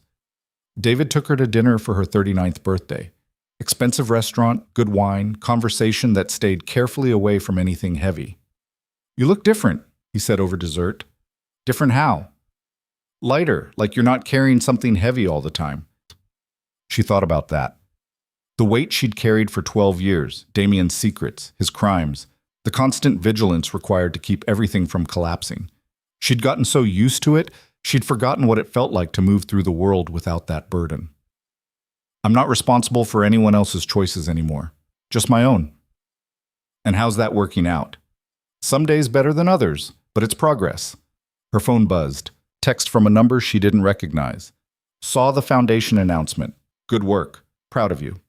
She stared at it. No name, no context, but something about the phrasing felt familiar. She typed back, "Who is this?" The response came a minute later. "Someone who knew you'd land on your feet. Take care of yourself, Serena." Then nothing. She tried calling the number. Disconnected. Tried tracing it through methods David had taught her. Burner phone. Impossible to track. "Everything okay?" David asked. "Yeah, just someone from my past checking in." She didn't know who. Could have been one of Damien's associates who'd avoided arrest. Could have been someone from the prosecutor's office. Could have been anyone who'd watched her testimony and decided she deserved encouragement. Whoever it was, they were gone now. Just another ghost from a life she'd left behind. The divorce settlement was finalized in June. Serena got the Connecticut house, the clean assets, and the legitimate business holdings. Damien got nothing except whatever he could buy in prison commissary with the money his family sent him. She sold the Connecticut house 2 weeks later. Couldn't stand to live in it anymore. Couldn't stand what it represented. Used the money to buy a smaller place in Cambridge, modern, clean, hers from the first brick to the last light fixture. She was hanging art in the living room when Lauren called. "I have a proposition for you. Partnership. Full partner, your name on the letterhead, equal vote in firm decisions." Serena set down the hammer. "That's fast. I've only been here 6 months. And in 6 months, you've brought in 12 major clients, solved 2 impossible cases, and built a reputation that's attracting attention from families across the East Coast. You've earned it. What about the other partners? They okay with this?" They voted unanimously. "You're good at this, Serena. Really good. And we want to make sure you stay." She looked around her new apartment, her space, her choices, her life. 6 months ago, she'd been testifying against her husband in federal court. Now she was being offered partnership in a prestigious consulting firm. "I'll need to review the terms." "Of course, but I hope you'll say yes. We're better with you than without you." She said yes 3 days later. The announcement went out to clients and press simultaneously. Serena Moretti, partner at Hastings Strategic Group. The coverage was mostly positive. Woman rebuilds career after testifying against criminal husband, turned scandal into success. All the narrative arcs people loved about redemption. Some coverage was less kind. Questioned whether someone who'd built criminal structures should be trusted with legitimate ones. Implied she'd only avoided prosecution because she'd been willing to betray her husband. Suggested her success was built on notoriety rather than competence. She ignored it. Had learned that you couldn't control what people said about you, only what you did. And what she was doing was building. July brought a letter from Damien, forwarded through David, who'd opened it first to make sure it wasn't threatening. "It's just a letter," David said when he called. "He's asking to see you. Says he wants to apologize." "No." "You sure? Might give you closure." "I have closure. He's in prison for 28 years. That's all the closure I need." But the letter stayed in her bag for 3 days before she finally opened it. Damien's handwriting, messier than she remembered. Prison had aged it like everything else. "Serena, I know I don't deserve forgiveness, and I'm not asking for it. I just wanted you to know that I understand now. What you did for me all those years. How much you held together. I took it for granted because I'm an idiot who thought being respected meant being feared. You tried to tell me the difference, and I didn't listen. I'm sorry. For the gala, for Bianca, for every time I made you feel like you didn't matter. You were always smarter than me. I just wish I'd realized it before you had to prove it by destroying me. I hope you're doing well. I hope you're happy. You deserve it more than anyone." D, she read it twice. Felt nothing the first time. Something complicated the second time. Not forgiveness. He was right about not deserving that. But maybe understanding. He'd finally figured out what she'd always known. Too late to matter, but at least he'd gotten there. She burned the letter in her fireplace that night, watched it curl and blacken and disappear into ash. Let him have his apology and his realization. She didn't need either. August was when Bianca resurfaced. Serena saw her on the news first. Some interview on a cable show about women who dated criminals. Bianca played the victim card hard, talked about how she'd been manipulated by Damien, how she'd had no idea about his criminal activities, how she was rebuilding her life through faith and determination. The host asked about Serena. "I think she's very brave," Bianca said, voice dripping with synthetic sympathy. "To testify against your own husband takes courage. I just wish she'd reached out to me, you know? We could have supported each other through this difficult time." Serena laughed out loud when she heard that. Bianca wanted support from the woman she'd publicly humiliated? The delusion was almost impressive. 2 weeks later, Bianca reached out directly. Email to Serena's business address, asking to meet, claiming she wanted to apologize and find closure. Serena deleted it without responding. Bianca tried again and again.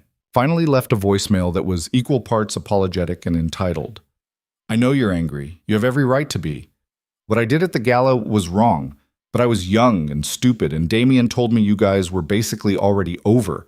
I didn't know he was lying. I want to apologize, face to face, woman to woman. Please, Serena, give me a chance to make this right."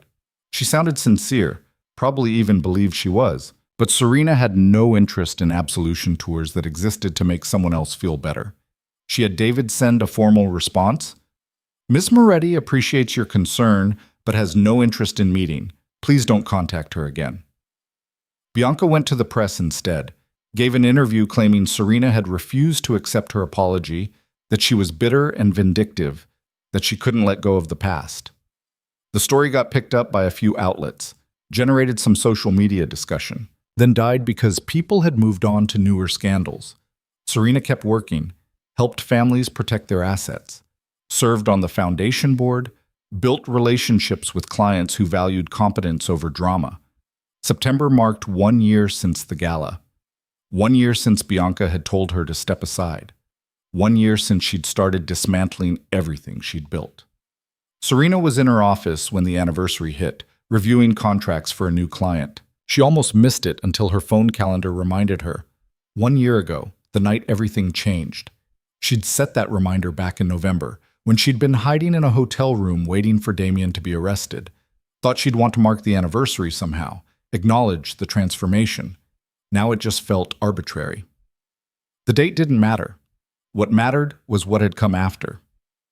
Lauren knocked on her door around noon. "Want to grab lunch? There's something I want to discuss." They went to the same restaurant where Lauren had first made the partnership offer, ordered the same wine, sat at a similar table. "I've been thinking about expansion," Lauren said. "Opening an office in New York, bringing our services to a bigger market." "Makes sense. I want you to run it." Serena set down her wine glass. "Run what?" "The New York office. Build the team, develop the client base, establish our presence. You know the city, you understand the market, and you have connections we couldn't buy." "Those connections are mostly criminals or people who hate me." "Some of them, but not all. Andrea Castellano isn't a criminal. The families you've worked with aren't criminals. And even the people who hate you, well, sometimes respect matters more than affection."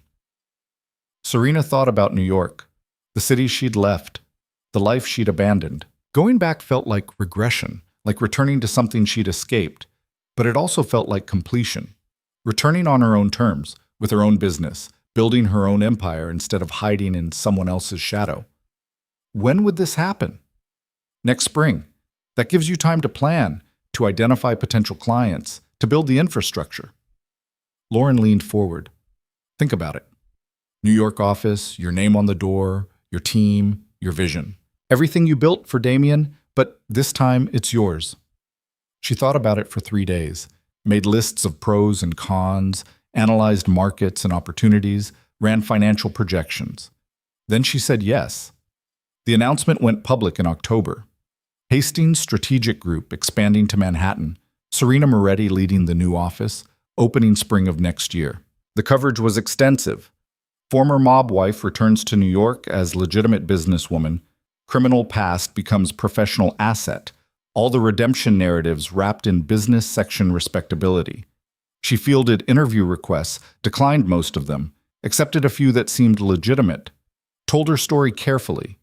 acknowledged the past without dwelling in it, focused on the future without promising perfection. One interview with the business magazine asked the question everyone wanted answered: do you regret the choices that led to this? Serena thought about that. The marriage to Damien, the 12 years building his empire, the skills she'd learned that now served her legally. I regret hurting people. I regret that my competence enabled crimes. But do I regret learning what I learned? No. I just wish I'd learned it in a classroom instead of in a criminal organization. What would you tell other women in similar situations? That you're smarter than you think. That the person controlling you wants you to believe you need them, but you don't. And that rebuilding is possible. Hard, but possible. The interview ran in November, generated positive response, attracted more clients. By December, Serena had hired 2 associates and a paralegal for the New York office, found office space in Midtown, signed a lease, started building infrastructure. She spent Christmas alone again. Not in the Berkshires this time, back in Cambridge, in her own apartment, with her own traditions. Made herself dinner, drank good wine, watched the city lights, and felt something close to contentment, not happiness. She was suspicious of happiness, had learned it was too fragile to depend on. But contentment, the satisfaction of having built something solid, something hers, that felt sustainable. David called around 9. Merry Christmas. You too. How are you celebrating? Quietly. You? Same. My sister's family is too loud for me these days. He paused. I'm proud of you, Serena. What you've built this year, it's impressive. Thanks, David. For everything. You could have walked away when things got complicated. You didn't. You're a good client and a good person, despite what some people say. After he hung up, she poured another glass of wine and pulled up her financials. The legitimate ones. The businesses she'd built since leaving Damien. $22 million in assets under management. 8 major clients.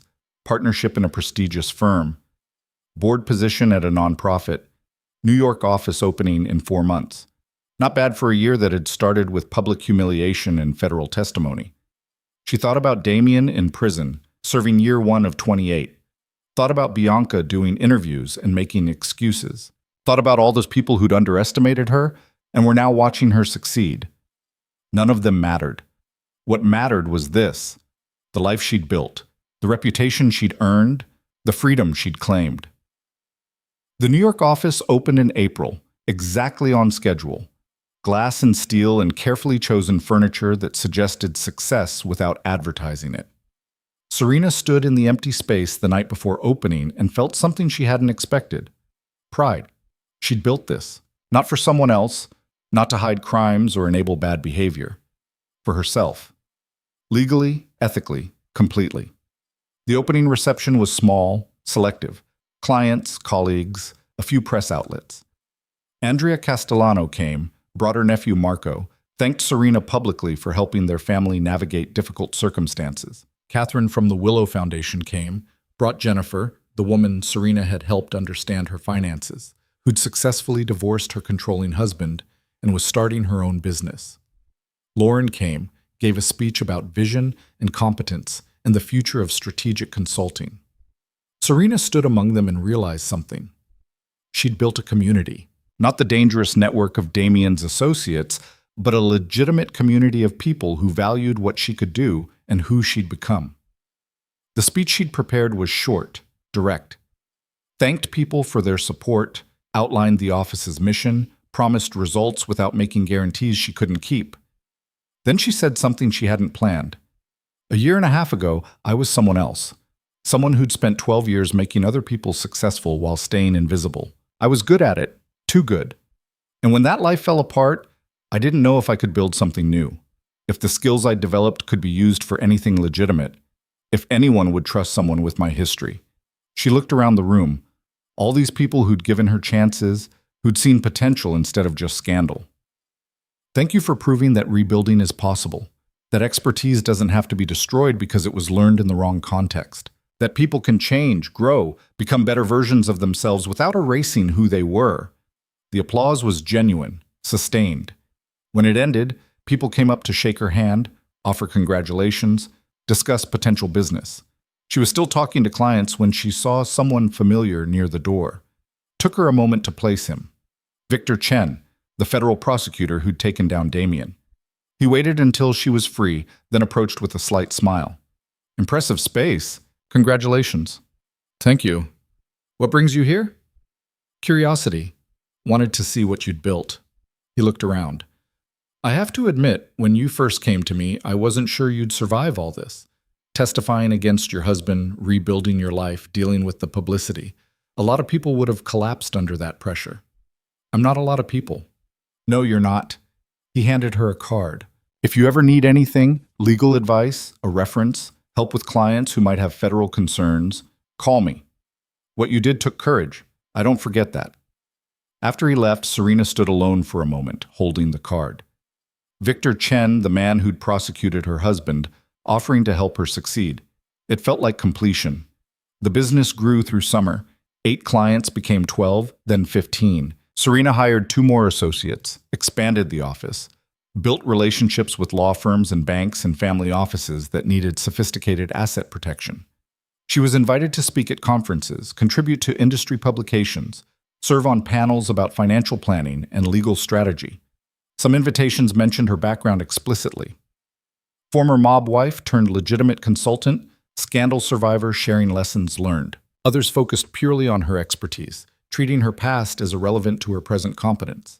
She accepted both types, refused to be defined by her past, but also refused to pretend it hadn't happened. In August, 18 months after the gala, she was profiled in Forbes. The article was titled The Strategist: How Serena Moretti Rebuilt an Empire, Legally This Time.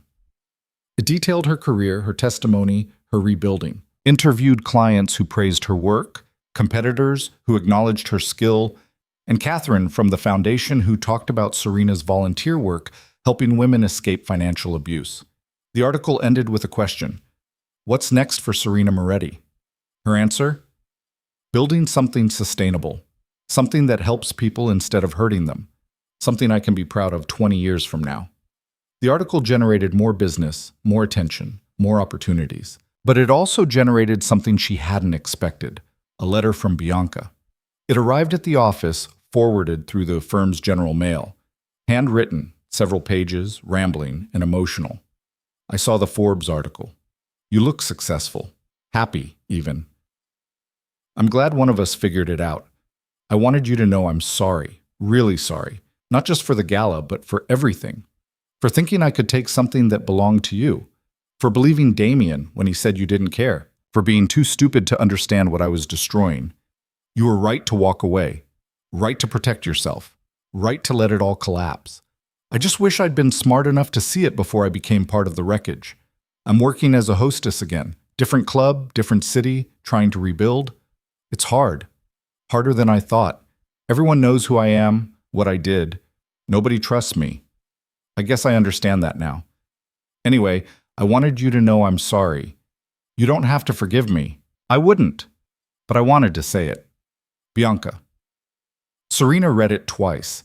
Felt something like pity, which was probably the most generous emotion she could manage for someone who'd tried to steal her life. She didn't respond. But she didn't throw it away either. Filed it somewhere safe. Evidence that people could grow even when that growth came too late to matter. September brought the 2-year anniversary of the gala. This time, Serena didn't set a reminder. Didn't need to mark it, didn't need to acknowledge it. She was in a client meeting when the date passed, discussing asset protection strategies for a family with complicated international holdings. The kind of work she was good at, the kind that challenged her without compromising her. After the meeting, she stood in her office looking out at Manhattan, the city that had been her home, then her prison, then her escape, and now her territory again. Different territory this time, not the shadow world of criminal enterprise, but the legitimate landscape of business and law and strategy. She'd rebuilt. Not perfectly. There were still clients who wouldn't work with her, still people who viewed her past as disqualifying, still moments when she wondered if she deserved success built on skills learned through crime. But she'd rebuilt, created something solid and legitimate and hers. Her phone rang. David. Have you seen the news? What news? Damien. Heart attack. He's in the prison hospital. It's not looking good. Serena sat down. felt that same nothing she'd felt when he was sentenced, when the divorce finalized, when she'd burned his letter. Is he going to make it? Don't know yet. Thought you'd want to know. After he hung up, she sat in her office as the city darkened around her. Thought about Damien dying in a prison hospital, alone, paying for choices he'd made and choices she'd enabled. She didn't call the prison, didn't ask for updates, just went home, poured wine, and waited. He died 2 days later. Heart attack, complications, deceased at 52 years old. The news coverage was minimal. Former crime boss dies in prison. Investigation proved corruption in construction industry. Case led to multiple convictions. Serena's name appeared in one sentence. Moretti's estranged wife cooperated with prosecutors and now runs a strategic consulting firm in Manhattan. That was it.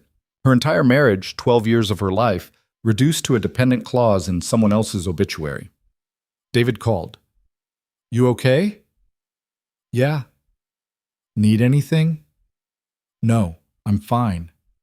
And she was. Damien's death didn't change anything, didn't erase what he'd done or what she'd survived. It was just the final punctuation on a story that had already ended. She didn't attend the funeral, sent flowers instead, unsigned. Let his family and whatever friends still claimed him handle the grief and logistics. She had work to do. 3 months later, in December, Serena stood on the stage at a business conference in Chicago. She'd been invited to speak about strategic asset protection, crisis management, and rebuilding after scandal. The room was full. 400 people, mostly professionals, attorneys, financial advisors, corporate consultants, people who wanted to learn from someone who'd survived what most people couldn't. She told her story carefully, acknowledged the past without dwelling in it, focused on lessons learned, skills developed, the difference between using expertise for harm versus using it for protection. When she finished, the applause was sustained, genuine. During the Q&A, someone asked the inevitable question, do you regret cooperating against your husband? Serena thought about Damien, dead now, unable to hurt anyone else. Thought about the 12 years she'd given him, the empire she'd built for him, the moment she'd decided to tear it all down. I regret that cooperation was necessary. I regret that I enabled crimes that hurt people. But do I regret protecting myself? No. Never. Another question. What would you tell someone in a similar situation? That you're stronger than you think. That leaving is possible even when it seems impossible. And that the skills you develop surviving something terrible can be used to build something good, if you're willing to do the work. After the conference, people approached her, handed her business cards, asked about consulting services, thanked her for sharing her story. One woman, maybe 40, waited until everyone else had left. I just wanted to thank you, she said quietly. My husband controls everything, money, accounts, decisions. I've been too scared to leave because I don't think I can survive alone. But listening to you, maybe I can. Serena handed her a card. Call me. I'll help you understand your financial situation. No charge. Just call. The woman took the card with shaking hands and left. Serena stood alone in the empty conference room and felt that same pride she'd felt opening the New York office. She was using what she'd learned, all of it, good and bad, to help people instead of hurt them. That was redemption. Not erasing the past, but transforming it into something useful. December ended with snow and silence. Serena spent New Year's Eve in her apartment, alone by choice, reviewing the year that had passed. Damien dead. Business thriving. Reputation rebuilt. Life completely, finally, hers. At midnight, she poured champagne and made a toast to no one. To survival. To rebuilding. To proving that the power was never in the throne, it was in the woman who held it up. She drank alone and felt something she'd been afraid to name for 2 years. Peace. Not happiness, not joy. Just peace. The calm that came from knowing she'd survived the worst and built something good from the wreckage. In January, the foundation asked her to speak at their annual fundraiser. 700 people, major donors, opportunity to share her story and encourage support. She said yes. The speech was different than the business conference, more personal, more vulnerable. She talked about what it felt like to be trapped by someone else's control, about building the courage to leave, about the fear that came with starting over. "I'm not a hero," she said. "I'm someone who made choices, some good, some terrible. I enabled crimes. I profited from illegal activity. I spent 12 years being complicit because it was easier than fighting back. So when I tell you that change is possible, that rebuilding is possible, I'm not speaking from some moral high ground. I'm speaking from the wreckage of a life I helped destroy and somehow managed to rebuild into something better." The applause was different this time. Not admiration for success, but recognition of struggle. These were people who understood complicated escapes, imperfect victories, survival that came with costs. After the event, donations exceeded projections by 40%. Catherine hugged her backstage. "Thank you. That was exactly what people needed to hear. I just told the truth." That's what made it powerful. Serena drove home through January cold, thought about truth and power and all the ways they intersected. She'd spent 12 years lying about what she was building, hiding crimes behind legitimate facades. Now she spent her days telling the truth about complicated situations and getting paid to solve them legally. Same skills, different context, all the difference. Spring came early that year. By March, trees were budding and the city felt alive again. Serena had 17 major clients now, a team of 8 associates, and a waiting list of families who wanted her expertise. She'd been invited to write a book about her experience. Declined. Her story belonged to her, not to publishers who'd turn it into sensational narrative. But she'd agreed to teach a seminar at Harvard Business School. One session focused on crisis management and rebuilding after scandal. The students would be uncomfortable, would ask hard questions, would want to know if redemption was real or just good marketing. She'd tell them the truth. It was both. And neither. And everything in between. On the 3-year anniversary of the gala, Serena woke up in her Cambridge apartment and realized she'd forgotten to mark the date. It had passed without significance. Just another day in a life that no longer measured time by catastrophes. She went to work, met with clients, reviewed contracts, made decisions. Normal work. Legal work. Good work. That evening, she had dinner with Lauren and the other partners. They toasted the firm's success, discussed expansion plans, talked about the future like it was something they controlled rather than something that controlled them. Walking home after dinner, Serena passed the building where she'd first met Victor Chen to discuss immunity. 3 years ago, she had been terrified, uncertain, desperately trying to survive. Now she was thriving. Not because the past had disappeared, because she'd refused to let it define her completely. She'd been the invisible wife who built an empire, then the cooperating witness who destroyed it, then the woman who rebuilt herself into something legitimate and powerful and entirely her own. The woman people had tried to replace. The woman who'd proven she was never standing beside the throne. She was the power that held it up all along. And when they'd tried to take that throne away, she'd let them have it. Then she'd built a better one,